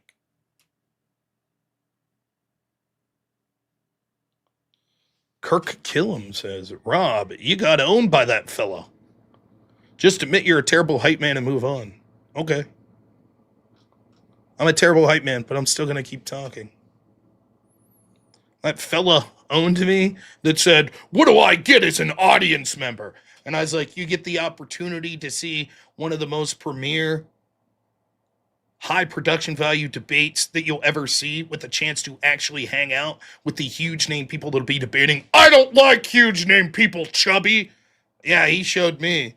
Glad you can admit it. Thanks, Kirk. No problem.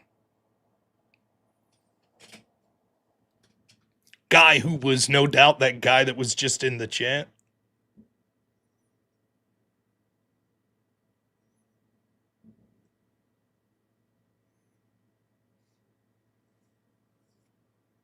There's my man Chase. How you doing, man? No beer koozies?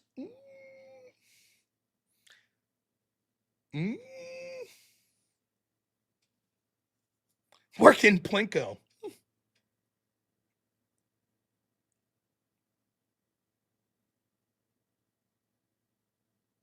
What did you want me to say?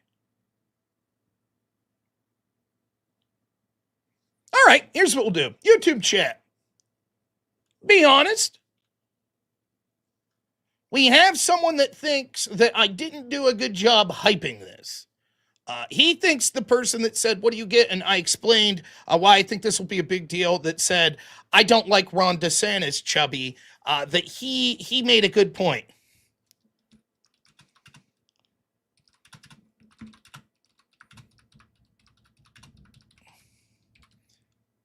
So we'll put a poll up for this guy. He says, not good with the personal insults, just honest about the back and forth. So let's see. Now, meanwhile, we'll head over to X here. Let's see what this guy's about. Let's check out his account. I'm sure he's very exciting over here. This guy, he knows his shit, right?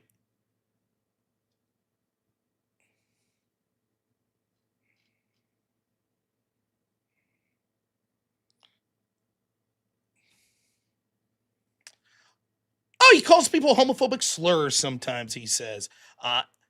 He joined in March 2018. He has 9 followers. Wow. Wow, cool. Awesome.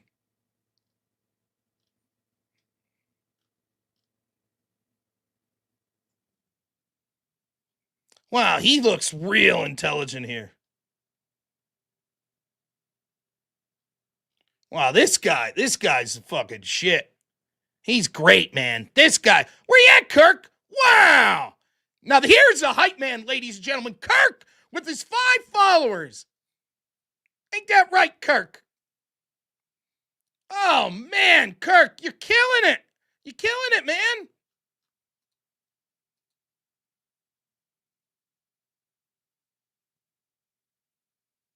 Wow.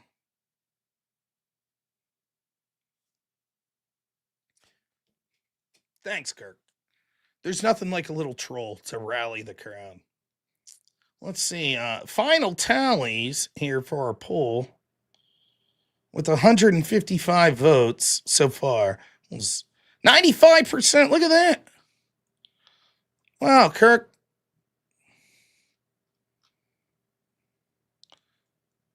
Wow. Look at that. 95% said you're a stupid piece of shit. How about that?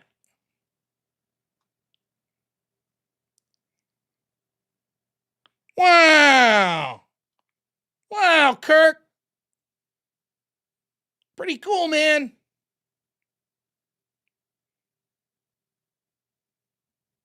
Thanks, Manted.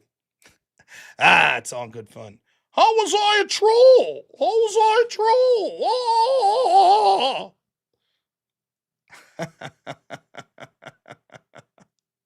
Oh! Oh! So, let's see here.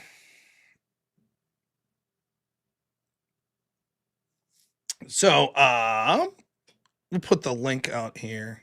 Or, I'm sorry. A couple more.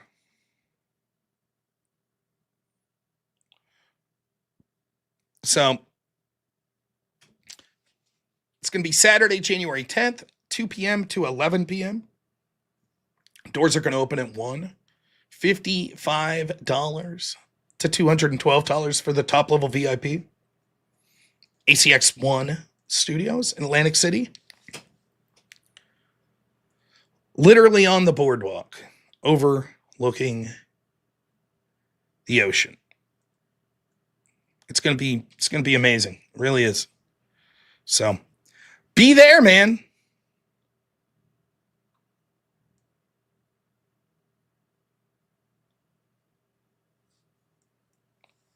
Yeah. Yeah, we're trying to keep this affordable. We don't want to have it be like some fucking now. When you're there, man, you're buying your own food. Plus, listen, you are going to be walking through a casino, so that's on you, though. No confirmation on the cards yet. There'll be more names coming out soon. But nope, not my news to break.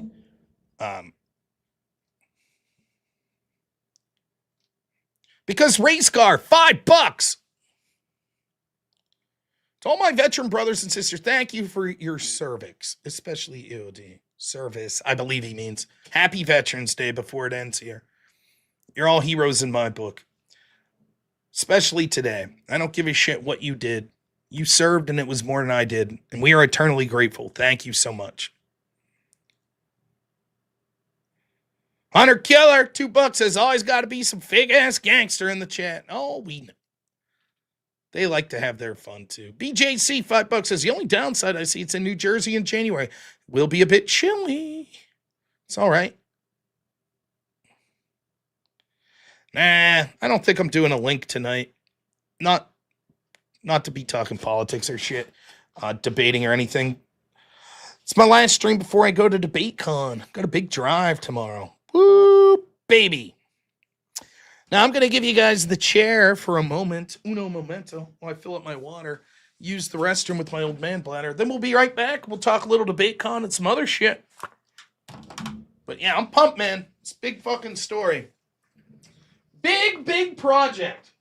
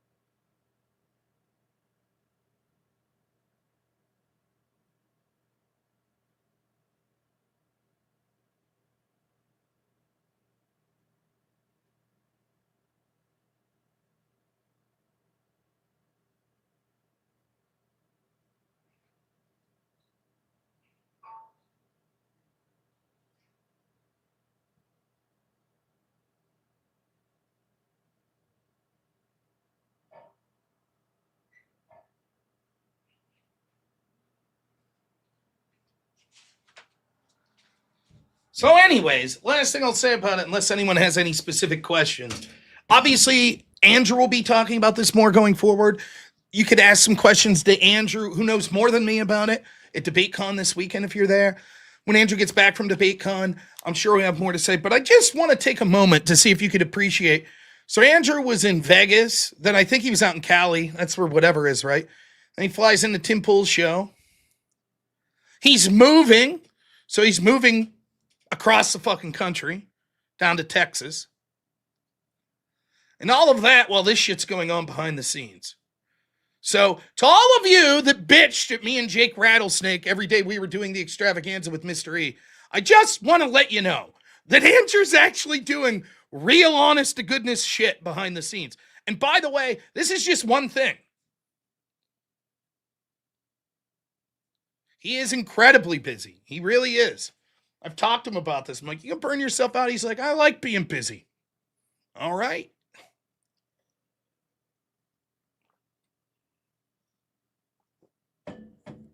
So, Chair did well. No, Andrew does not own ACX1. Oh yeah, fuck yeah, man. I do a call-in show like every day.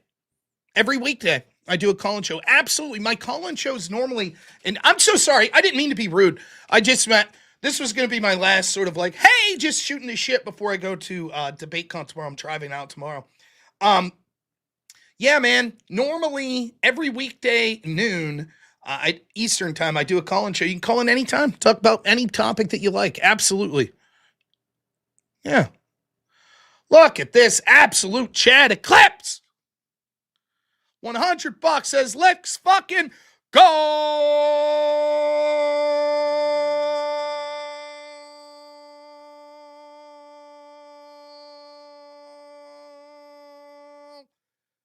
Unbelievable generosity. Thank you so much. My goodness. Reverse massage, $2 says, Jerry, you just talked your root beer barrel out of my mouth. Thank you, reverse massage. And Lumbago, $5 says, question for the chair. Who is someone you look up to? Ceiling. And ceiling fan. Morning crew killed it today, and I felt bad because I had to leave them early. Now, in case you were wondering what I was doing, I got the call. Not from Israel. I got the call from the Crucible, and I had work to do that involved this, and this, and this, and on and on and on and on and on. So, doing a little video clipping, helping out with the Crucible there. Thought the clips came out nice, though. So,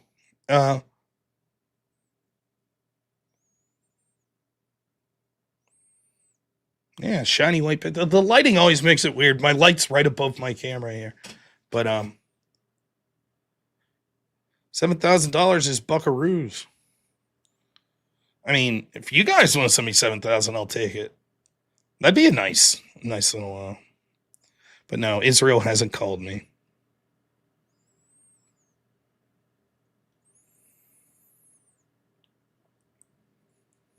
So,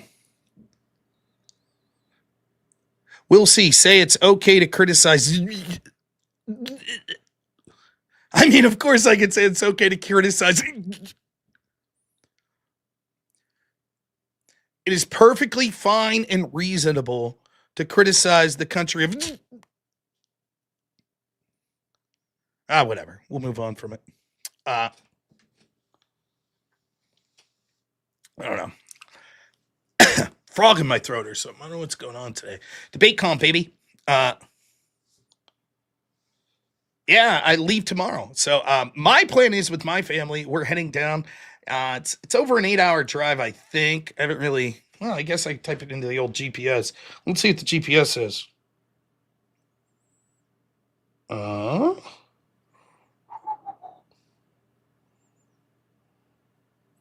To Nashville, not Bashville.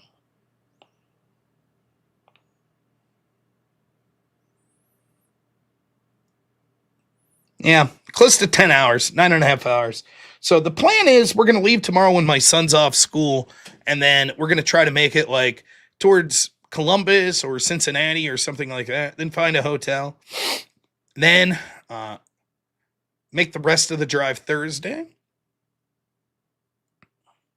And then Friday's Grids event. I am debating at Grids event. Apparently I'm debating tomfoolery. Topic to be determined. I don't much give a shit.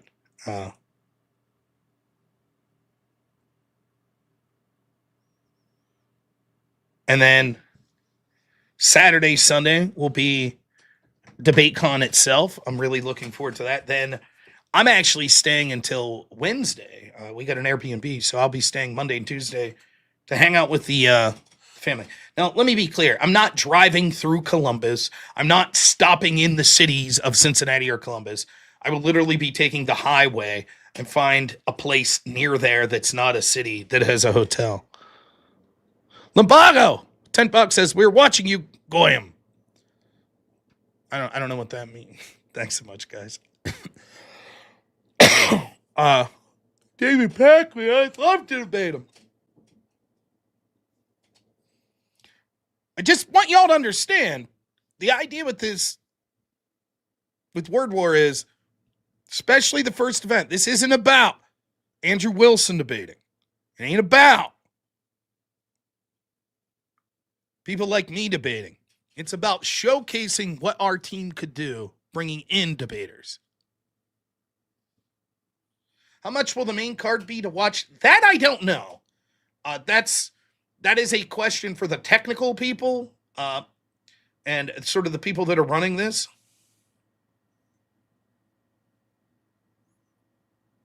I just don't know. I couldn't even begin to tell you that. So, am I going to be streaming my event Friday? No, I don't believe so. I'm going to try to do some streams like on my phone. I am going to take my laptop, which reminds me, I got to make sure all my shit's in my laptop bag. But I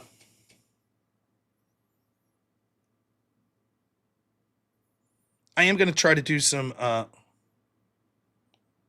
There's 2 free tickets to DebateCon. There's a raffle. Mr. E mentioned it. I did not know that. I'll have to ask Mr. E about that. But yeah, shit, that's great news. IRL stream Andrew's party. Nah, I might take a picture, a little video or something to upload later, but nope. I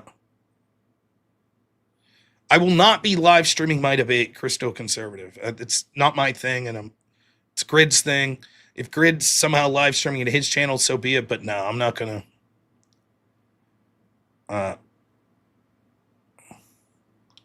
I'll try to go live while I'm down there. But also, this is a little vacation for me with my family. So, best stream to find me when I'm out. I don't know. Where will the undercard be streamed? Everyone's allowed to stream it. I do believe the Crucible their channel will be streaming the undercard. Unless I hear something different. And like I said, we're a little ways out from January, so those specific details will come. But I think they're encouraging even, unless I'm mistaken, they're encouraging even anybody who wants to stream it to stream the undercard. The undercard. So if people want to stream and comment on it, so be it. Will Jay Dyer be there at DebateCon? I don't know. At Word War? I don't know that either.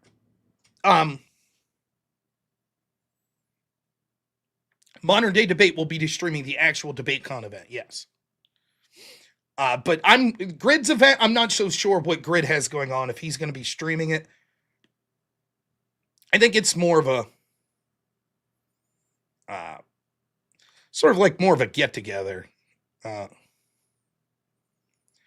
But I do think that one thing that we will be looking for is potential interesting debate matchups for Word War. So, if people have suggestions, I'm certain that we'll be willing to take suggestions. And it can't hurt to proffer offers to people, say, would you be interested in debating this person? Yeah, I hope Grid streams it as well. That's true. Modern Day Debate streams DebateCon, but they don't have Mr. E commentary. Well, then what's the point? Yeah, Sam Tripoli, cool guy, man. I met him for the first time out there. It was a lot of fun. I was giving him shit right out of the gate, and he was giving me shit. It was a lot of fun. But yeah, real good guy. Sam had a real good time doing the extravaganza and working with Andrew, and was happy to partner with him to do this. So, and super down-to-earth guy, easy to fucking talk to, interesting guy. The whole team was cool as shit. So, like I said, it is a team of people that are all pushing sort of the same thing, that are all 100% on as a team to push this. Fucking great. So looking forward to it.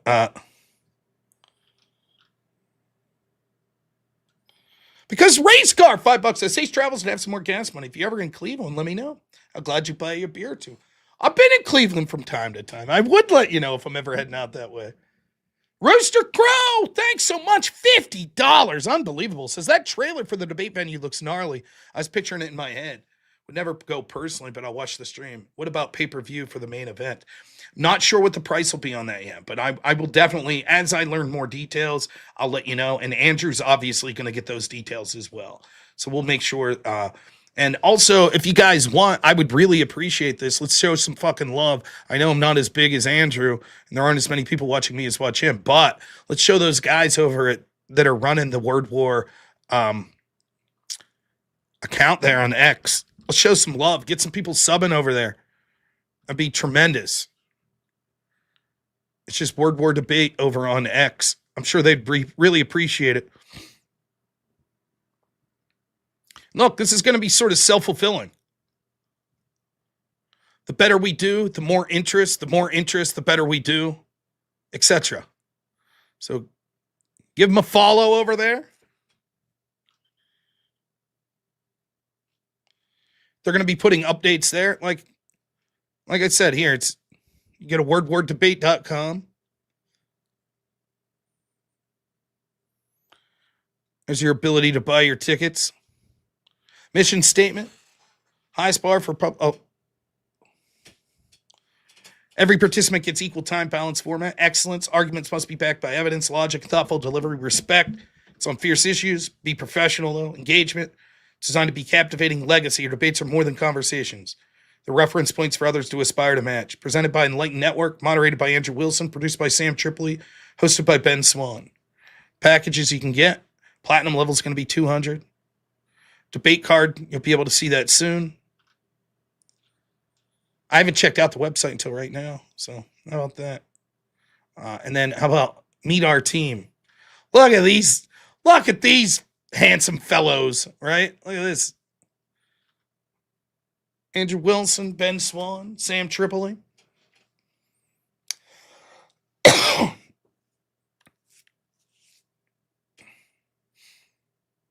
Look at that. Wow.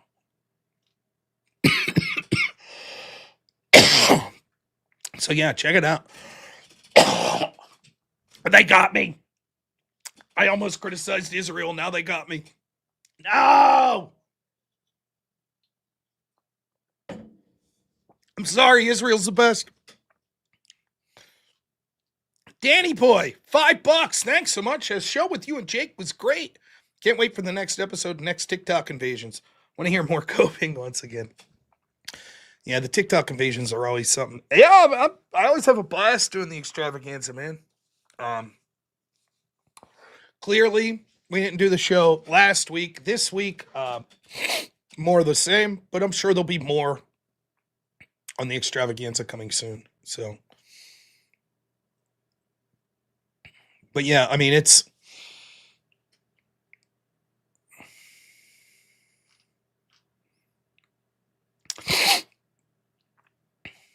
why I'm so coffee. Mr. B, 10 misters. 10 memberships. Thank you so much. I've been to the aquarium in Cleveland. I'm sure my wife mentioned that we were at the aquarium in Cleveland. That's probably why you said that.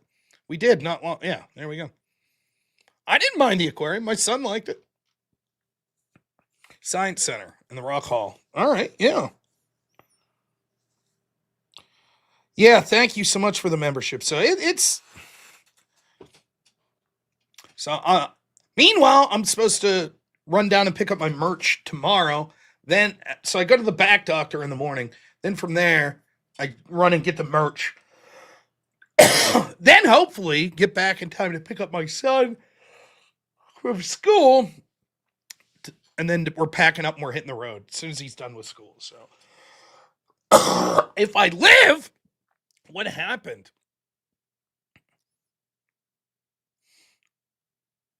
Will debates be structured as more informal, like opener, open discussion, and close? We have several formats depending on sort of who's debating and what the subjects are.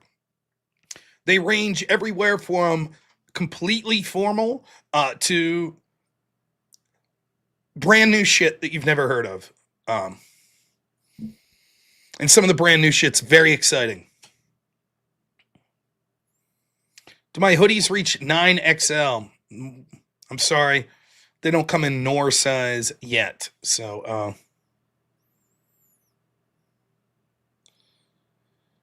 but we're trying to structure. No, my dog's not going. My dog will be going to my mother-in-law's place. My mother-in-law is coming with us, but her dog sitter is going to stay at her house and be a house sitter as well. My guinea pig is also going there. So, but yeah, I'm not going to break like some of the format ideas, but I know I could tell you this: Manted, myself, Mr. E, some other people behind the scenes there, Andrew. We're diligently working on different format types. We had discussions with the people there. Here's the deal, right? Like, I want to show you something. Ben Swan's a huge name. Sam Tripoli is a huge name, but I want to show you something. See whose name's billed first?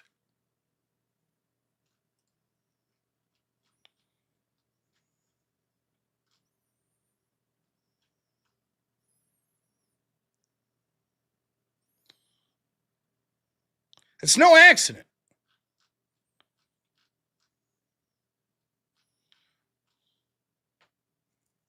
This is Andrew's show.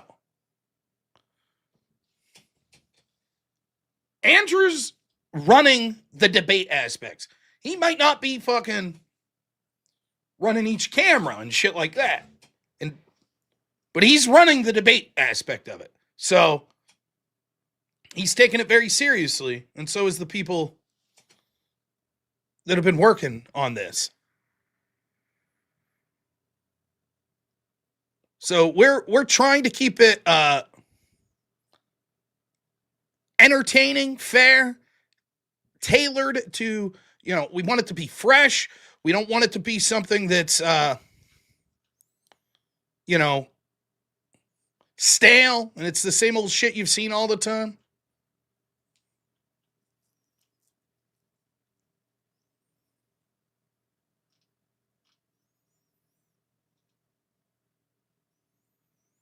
So, yeah, that's the idea. We wanted it to be affordable. So, DebateCon, who's going, man? Who's going to be there from the audience here?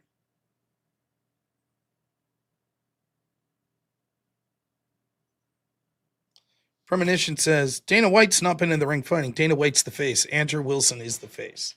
That's right. He is the face. My man Avarice is going to be there. My wife's going to be there.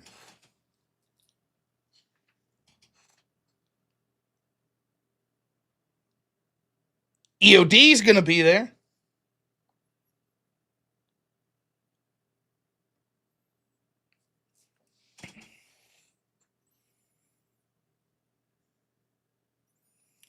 I don't even know how to say her name. Naima? Yeah, I don't think Naima is going to be at DebateCon. Can't make DebateCon, but you'll be at World War Debate VIP. Fucking A, man! It's going to be a blast. I also, I just want to show you something. Look, I want you to see something. I mean, this is absolutely mind-blowing. You tell me where you could get a value like this. If you get a regular ticket, $50, it's a fucking 9-hour event.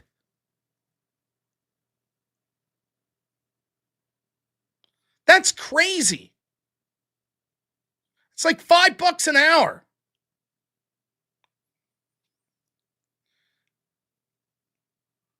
Now, it was very much Sam and Andrew. This was part of they wanted to make this so people could afford to go. If the demand is out of control, maybe in the future pricing will change. But the idea was we're trying to keep it so an average fucking person could show up and not have to scrape together like $5,000 or some crazy shit.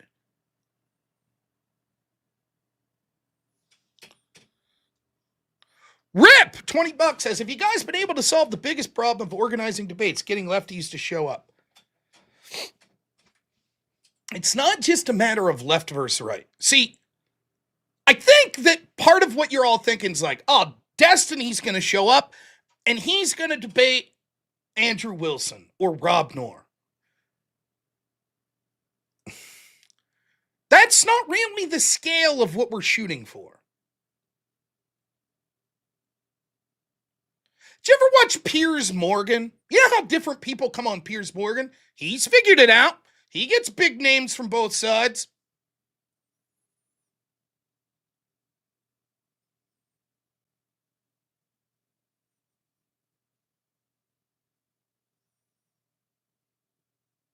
So, well, I'm not saying that it wouldn't be great, like Andrew versus Destiny good, me versus Destiny good, but I'm telling you that at best, I would be an opening act. At fucking best, and that's reaching. Now, granted, once we get going, we are going to have people that are filling in for the undercards. And listen, this is just the beginning.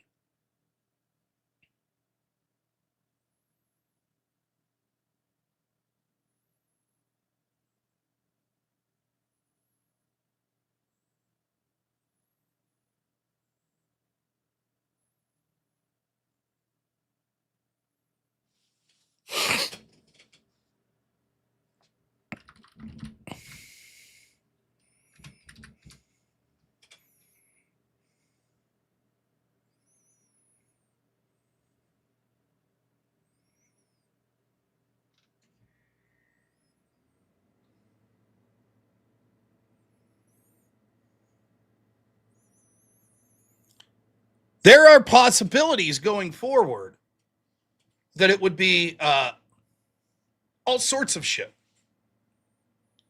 There are ideas that are branching off.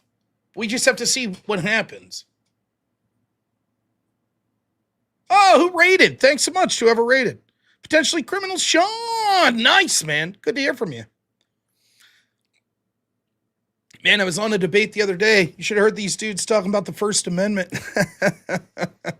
Ah, shit. Mr. B, 10 gifted memberships. Thank you, my friend. Our good friend Zach Gilpy, $5 says, can't wait to meet you there. I can't wait to meet you too, Zach. It's going to be a pleasure.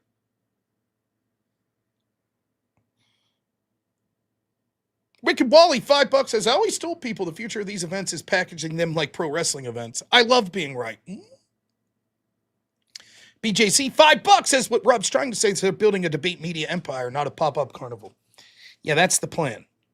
And Bandit, $2 says, oh shit, EOD will be there. Stop the presses. He's going to be at DebateCon. Hell yeah.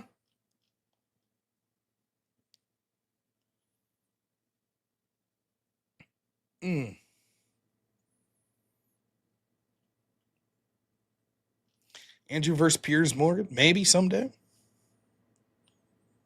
So.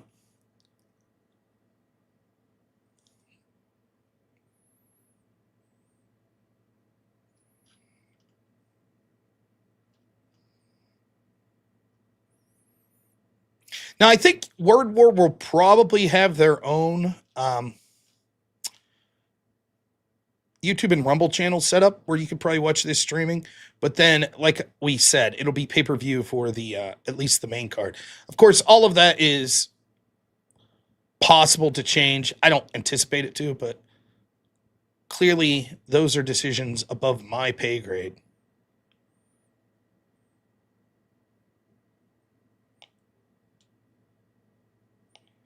But yeah, I mean, it's going to be fucking, that event's going to be great. And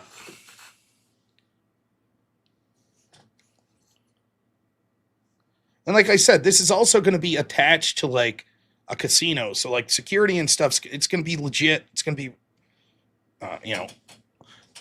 little things that you may not think of, like ushers, things like that. It's a professional team that's taking care of that shit.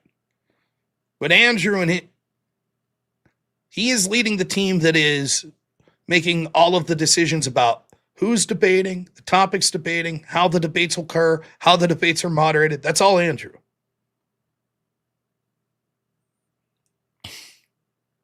So, DebateCon though. Yeah, man, it's going to be great. I can't wait to get down there and see folks. I think it's going to be a lot of fun. Why are people bothering me? I'm being bothered.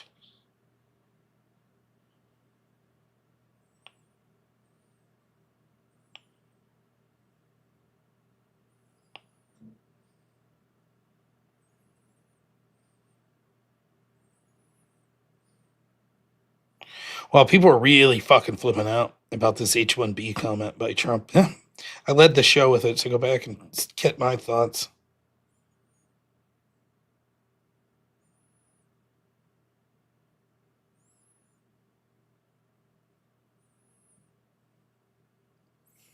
But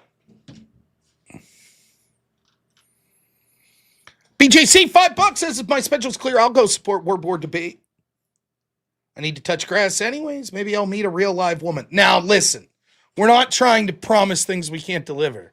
I don't know that there will ever be some like real flesh and blood women there. That might be too much. We can't work miracles. You know. AUD a vet, Manted a vet, Avarice a vet. I know we got other vets in here. My friend Sparky is in here earlier. He's a vet. Thank you to all you guys, man. Everyone else out there. You guys are the best.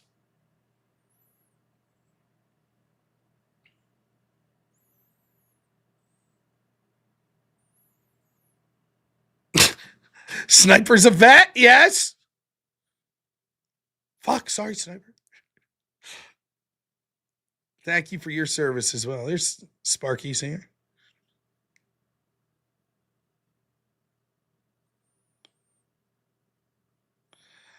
Yeah, man. I don't know. I did enough bitching about Trump yesterday and then this morning on today's stream before I had to. Not quite dead, a vet. Thanks, man. Thank you all for your service. Everyone else out there, man. Thank you all. Really appreciate you all. You got 35 more minutes, man.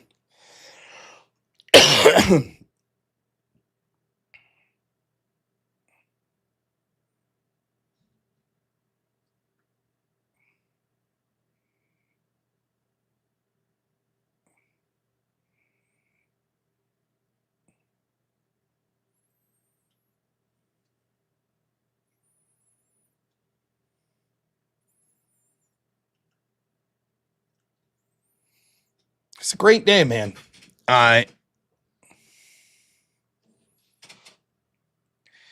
Pissy about the Trump stuff, but yeah, you know. Who knows? Maybe we'll be playing some small part.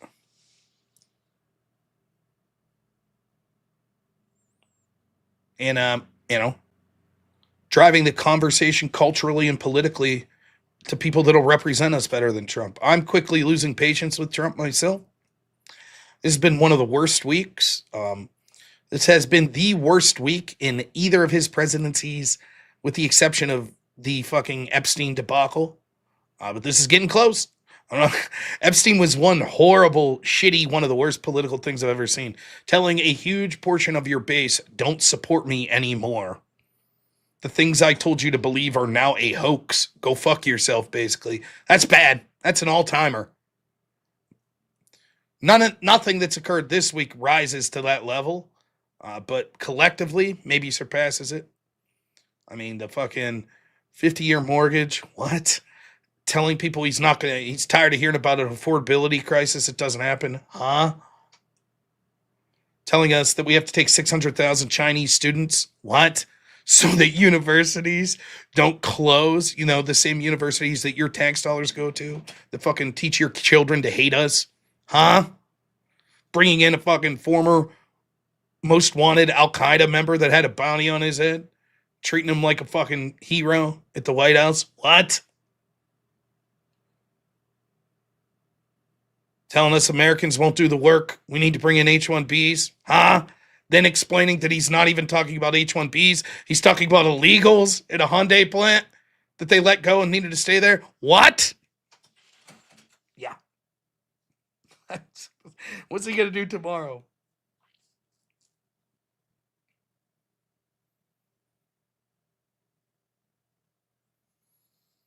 Let's come out and shit in the American flag on Veterans Day, right before Veterans Day ends here. Come on, Trump, you can do it, man. Bear Incorporated says, feeling closer and closer to 2016, 2020 with every passing day. Yep. Yeah, average Roman citizen probably felt something like this. The real Hydro PX, thanks, man. $5 says, Effigy Sarah Maud just said the only reason child marriage is not legal is because of the evil Republicans. Imagine that. No account for some of these left-wing debate strategies. AJ Noakes, $5 says, I serve for people like you. Thank you, AJ, man. Says the lefties can get expletive and stay expletive. Thanks, man. Thank you for your service, AJ. Bagger, V42. $30 says, we'll make the first, but Word Wars is now on my list of things to go to. Thank you, man. Yeah, I will keep you updated here. I know Andrew is going to be keeping you updated. Follow Word War. Again, I'll put the link up there. Follow them. And on X, they're going to have updates for you regularly. So as the card fills out here for this first event, everyone will be announcing it. Obviously, other people are going to be more in the know than me. Maybe not. I know the booker.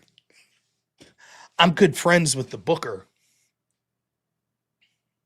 He's kind of a big deal. Robert Whaley, $5 says, can we just get 69-year car loans and 420-year home loans since we're just making shit up? That'd be all right. Hey, if you pay off your 420-year mortgage early, you get a free joint. You get a free spliff, right? Do people still use that word? Am I using it correctly?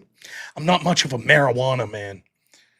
The Real Hydro again. Thank you so much. $10.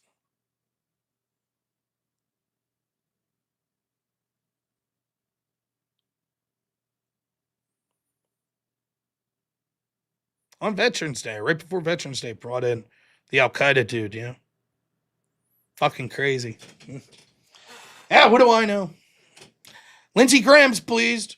Oh, spliffs, weed, and tobacco. See, I didn't know that. There you go. Mr. B, $10 says no message except for Happy Veterans Day. Thank you so much. I second that. Thank you. Happy Veterans Day to everyone out there. That's what I thought. I didn't know the technical. My wife says, kids these days don't smoke spliffs anymore. They're all about the gummies and garbage. Oh, okay. Well, the boomer in me. I just see like some fucking like 20-year-old stoner be like, hey man, you're like 40? Were you at like Woodstock and shit? Ah.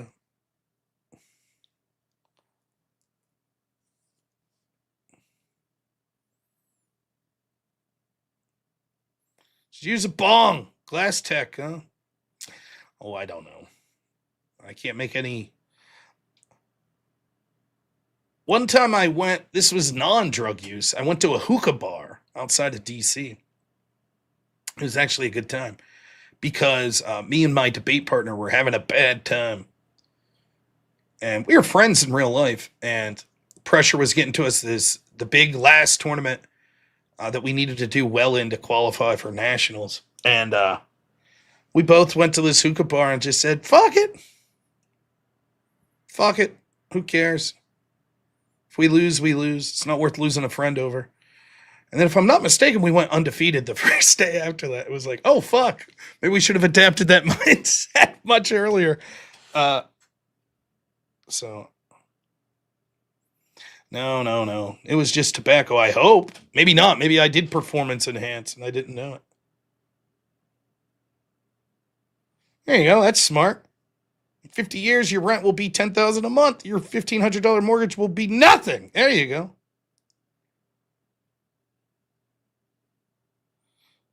Perry Incorporated, $5 says, I've been clean for a few years.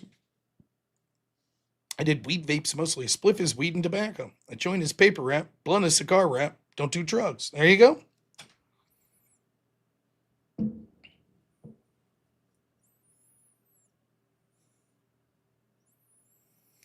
I live up in Wellsboro, yeah. I'm in the PA Grand Canyon, yeah. Very disgruntled with how the PA election went. What can we do? There's a fucking question.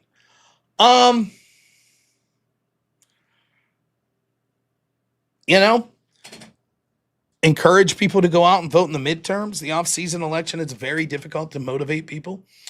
Let people know that even if Trump's fucking it up and even if their representatives fuck it up, that the consequences in our state will be dramatic if Shapiro wins the governorship and Democrats win here in Pennsylvania. They're going to have a war on fracking and so much of our domestic energy industry.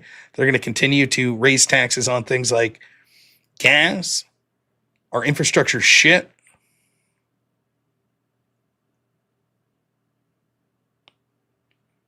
You know? Be better husband, be better father, be better neighbor, be better Christian, go to church more, you know?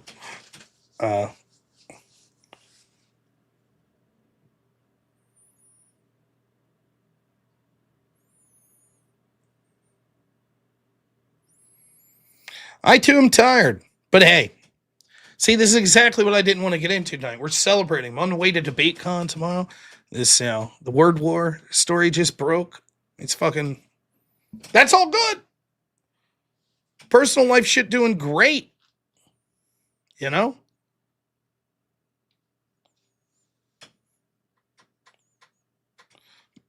Like value member meals, $12. There you go. Yeah. Thanks, Avers. I might bring Avers up here for a bit. Now, I do have to get to bed a little earlier today because I do have to wake up and drive my ass an hour and a half to my back doctor, then an hour and a half back, then another 45 minutes to my merch guy, and pick up the merch, then come home. So I got a lot of... What am I going to watch tomorrow? I got to have something like on YouTube to listen to or to watch in the car.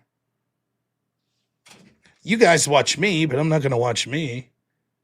You know, that would be stupid. Avers is almost as cool as EOD. Almost.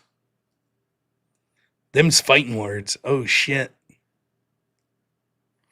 Yeah, I got, here, let's see if I can, I have a picture somewhere. Let's see if we can find Rob's back pictures. Hey, what a fun night. Let's see. I'm assuming I emailed them to myself.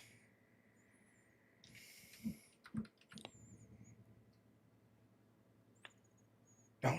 From, yes.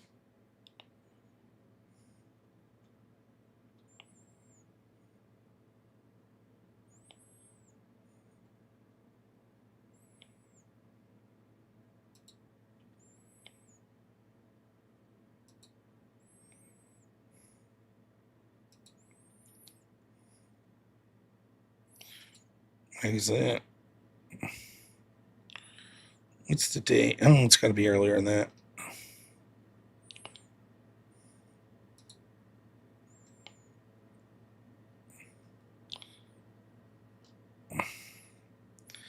Oh, let's see. Let's keep going.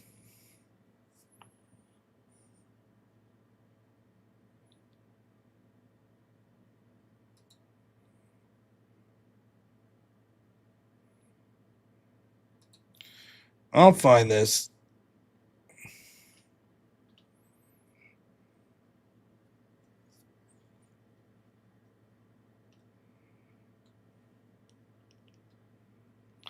Maybe not.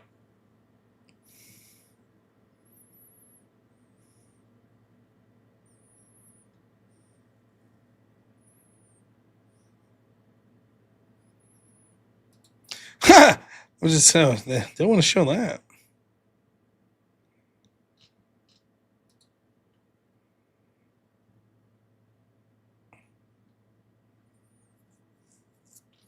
Well, somewhere I have pictures of my shitty back. I don't know. I have 2 herniated discs. I heard it work. I was trying to help someone that one of my clients that was falling down some cement stairs, and they drugged me down with them, and fucked my back up pretty good. So I don't know. I don't know where that's at. I thought for sure I would have.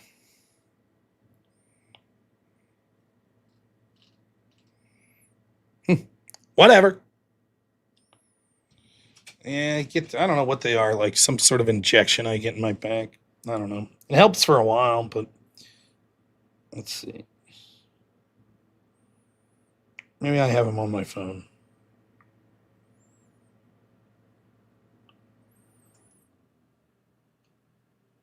I know they're on here because I made a joke. Here we go. I don't know if you can see this, but this is my back. So you see the You kind of see the problem. The 2 discs down there. Now, the top one that you see there, it's very dark. Apparently, that's the one that's giving me the majority of the problems. The one below it is not. But that's apparently my spinal cord that it's pushing up on there. And it is not a good feeling. Of course, the doctor diagnosed the problem here. You can see he figured out where the unnecessary weight that so yeah, it fucking hurts, man. It's not the best feeling in the world. But I really like the doctor's very cool, and I really wanted him to like on official stationery be like, you know, Robert Noerr's lumbar disc, whatever, 2 discs herniated, chronic huge penis syndrome, you know, and so that I could walk around, like carry this with me and be like, I actually have a note from the doctor. So just saying, you know, but I never worked up the nerve. I feel like a doctor, he's cool, but he would probably be like, no, we're not going to give you something on a official letterhead saying that the problem with your back is that you have a huge penis. Stupid Hippocratic oath and not being able to lie. Rotten bastards. You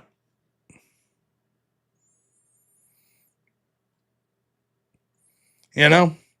But hey. Yeah, I've been trying to do like some stretching and stuff. It's ups and downs, man. Like, I feel way better now than I did when I was at work. Because here's the deal. At work, normally, when I was at that job, I didn't, I see you, Spiro. Normally, there wasn't a lot of, like, lifting. I didn't have to do, like, physical assist with the clients that I was working with normally. Except the gentleman I was working with the most frequently, he started to have a lot of health issues and was falling. And he's a bigger dude. And so then the doctors put me on this, like, 50-pound lift restriction. But what do you do if the person that you're taking care of falls like in the middle of the fucking highway? Oh, I'm sorry. My doctor said that I can't lift. What are you going to do if he falls out of his bed at the hospital? So I'm sit there and struggle with fucking IVs coming out? Of course not. You do what you got to do, you know? So, really the last 2 months that I was at work at that company, my back was fucking killing me. And it was like 6-7 times a day I was lifting someone off the ground. And, you know, so it feels much better now than it did then, you know. See, there we go. AJ's marrying a physical therapist. Smart. So now it's like, that's where the real MVP of the show comes in. Give it up. Give it up. There he is. My good buddy Chair. See, I don't have one of the fucking fancy, like, Spiro chairs with the, like, the gaming chair. I got old, reliable chair here. Nice back. Look at this. Nice cushion there. Good lumbar support. Get him, Chair. You know, it's old trusty. Doing good work. Lifting a heavy load here, Chair. We're big fans. Spiro. The mid-century model, yeah. Chair will not be coming to DebateCon. Someone needs to house sit, so we're going to leave it up to Chair.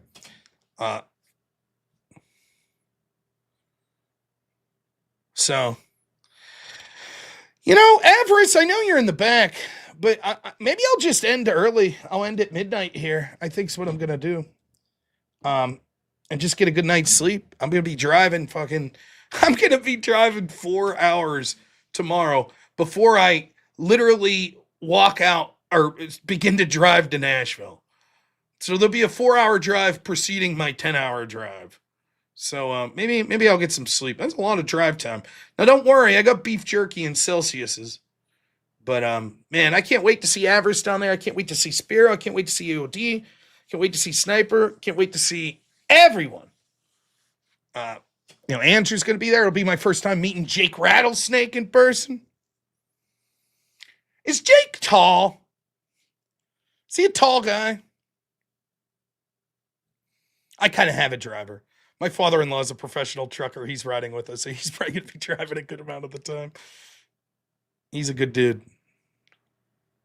I'm going to go to bed and watch Bob's Burgers with my wife. If it's a disc, stretching doesn't help him.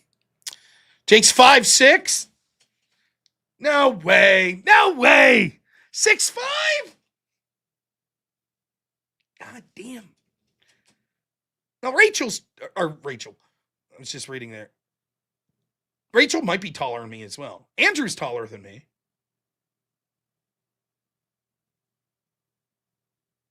Mantid's like 8'4" or something. So you'll see him towering around. In fact, I'm going to see, since I am a little short guy, I'm like 5'7" and a half. I'm going to see if Mantid will just put me on his shoulders and carry me around so I can see everyone. I'll be the guy up on Mantid's shoulders like, hi, everyone. It's me up here.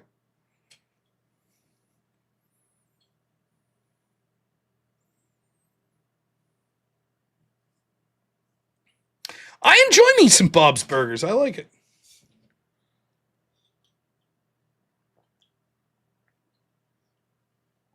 Give Mantid a hernia too. If my back's going to be fucked, so's everyone's. I'm going to try to fuck up everyone's back here. Just constantly flopping on the ground. Hey, EOD, can you pick me up? And just go dead weight. And be like, oh, my fucking back. Suck it up, EOD. Come on. You're a mod for a reason. Get your, Now, I do have some housekeeping business. Robert Whaley, sir. Mr. Robert Whaley, DM me. I need sizes. You got XL or 2XL for your t-shirt and your hoodie. And hat. And I need to know, do you want black or gray for t-shirt and hoodie? And do you want black and gray or red and white for your hat? So Robert Whaley, message me. Same with you, fuck it button. Spiro, I got. Are We Not Men, I got. Sniper, I got. We could be Master Blaster. That's great. And Jake will know that reference, the Australian fuck. I do not got a schmedium. Not yet. I will. But seeing as how I have to travel with this shit, I'm going to have just an online store that you could buy from, right? So then you'll be able to pick whatever size you want. But how'd you win? You won because Avarice is the man, and he declared that he's buying you merch. So you're going to get a shirt, a hoodie, and a hat.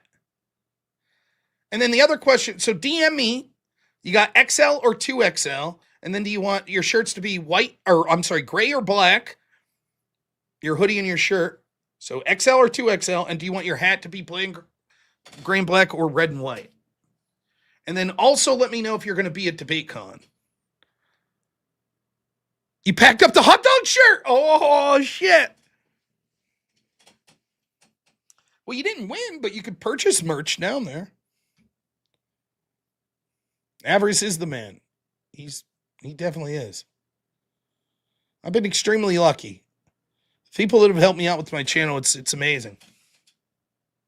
All of my mods, Are We Not Men and EOD have been fucking plugging away for a long time. The guys are great.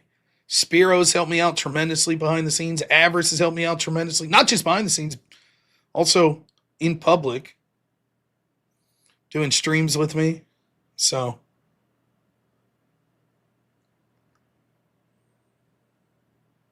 here's the thing, man.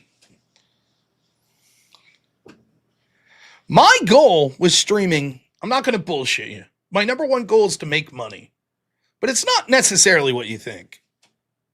That's because my number one goal in life is to provide for my wife and my son. And this is my job now. And so I'm not saying I need to make millions of dollars, but I need to have this be something that I could provide a quality life with my wife and son for. That's my primary reason to stream now. I'm not going to bullshit you. But I don't think I've changed that much from when I was streaming, and it wasn't my primary goal. Back then, it was to have fun. That's why I streamed. And I still have a lot of fun doing it. But my goal aside from that is I want to be part of a community that's making positive changes in the world. I want to push my culture. I want to push my political view. And I want to push it with people that are like-minded and that I enjoy hanging out with, both online and offline. That's what I want. I want us to win every fucking debate ever. I want us to have the best shows. I want us to have the best live events. I want us to have the best fucking jokes. When we play Call of Duty or Rust, I want us to fucking crush it that. That's what I want. And so it really means a lot to me that you guys support me so much.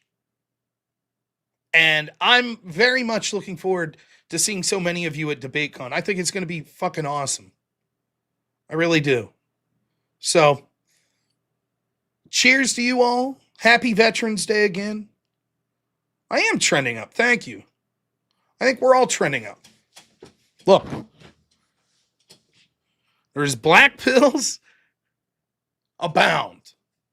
I'm not going to bullshit you. I've been talking a lot of shit on what I see Trump doing. All I can do is be honest. Give me my honest opinions. There is no human that is perfect. There is no human that you should 100% put your trust in, that they're going to save the day. You do your best. You support the people you can. If they fuck up, if they end up not being what you thought, you stay true to your convictions, you move forward. If Trump fucks it up, that's all right. Then we'll have other people there.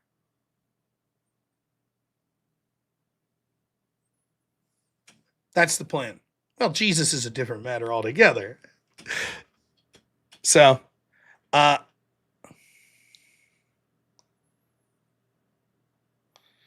Griff, 10 memberships gifted. Unbelievable. Thank you. Perry Incorporated, $5 says 90% of why I super chat here is because I want to add context to important topics that you'll see and others will too. Weed aside, this isn't one way. Thank you, man. Because Race Car, $2 says looking forward to the reincarnation of Joe Boober. Oh, snap. Joe Boober. Where is he? Here he is. Look at that guy. I don't know that he'll be at DebateCon, but let's see. Who do we got to raid this fine evening? It's got to be someone, right?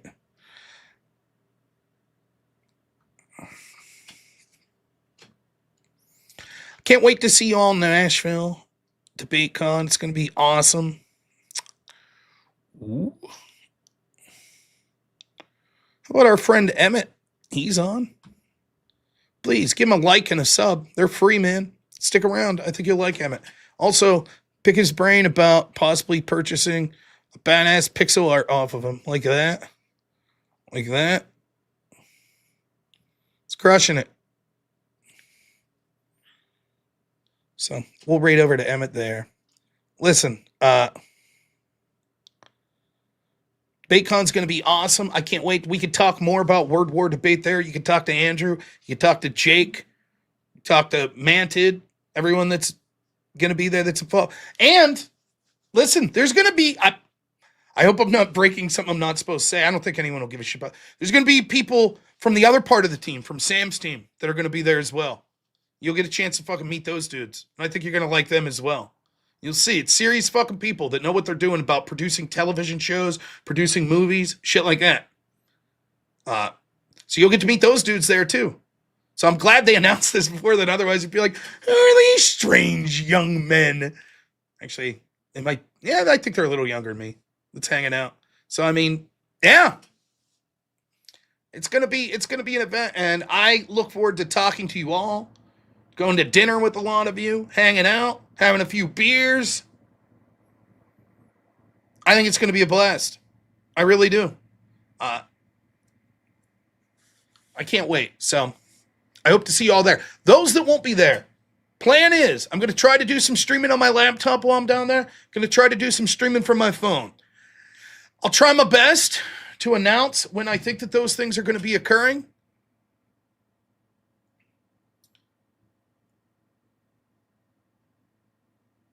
But it might be spur of the moment. So we are going to have a good time. So thank you all so much from the bottom of my heart. I can't wait to see you all there. Thanks for making this possible. For me, my wife, we really appreciate it. So, yeah, so thank you for the prayers. It is a long drive. We did just get a new car, partially because we wanted to get something that was as safe as possible.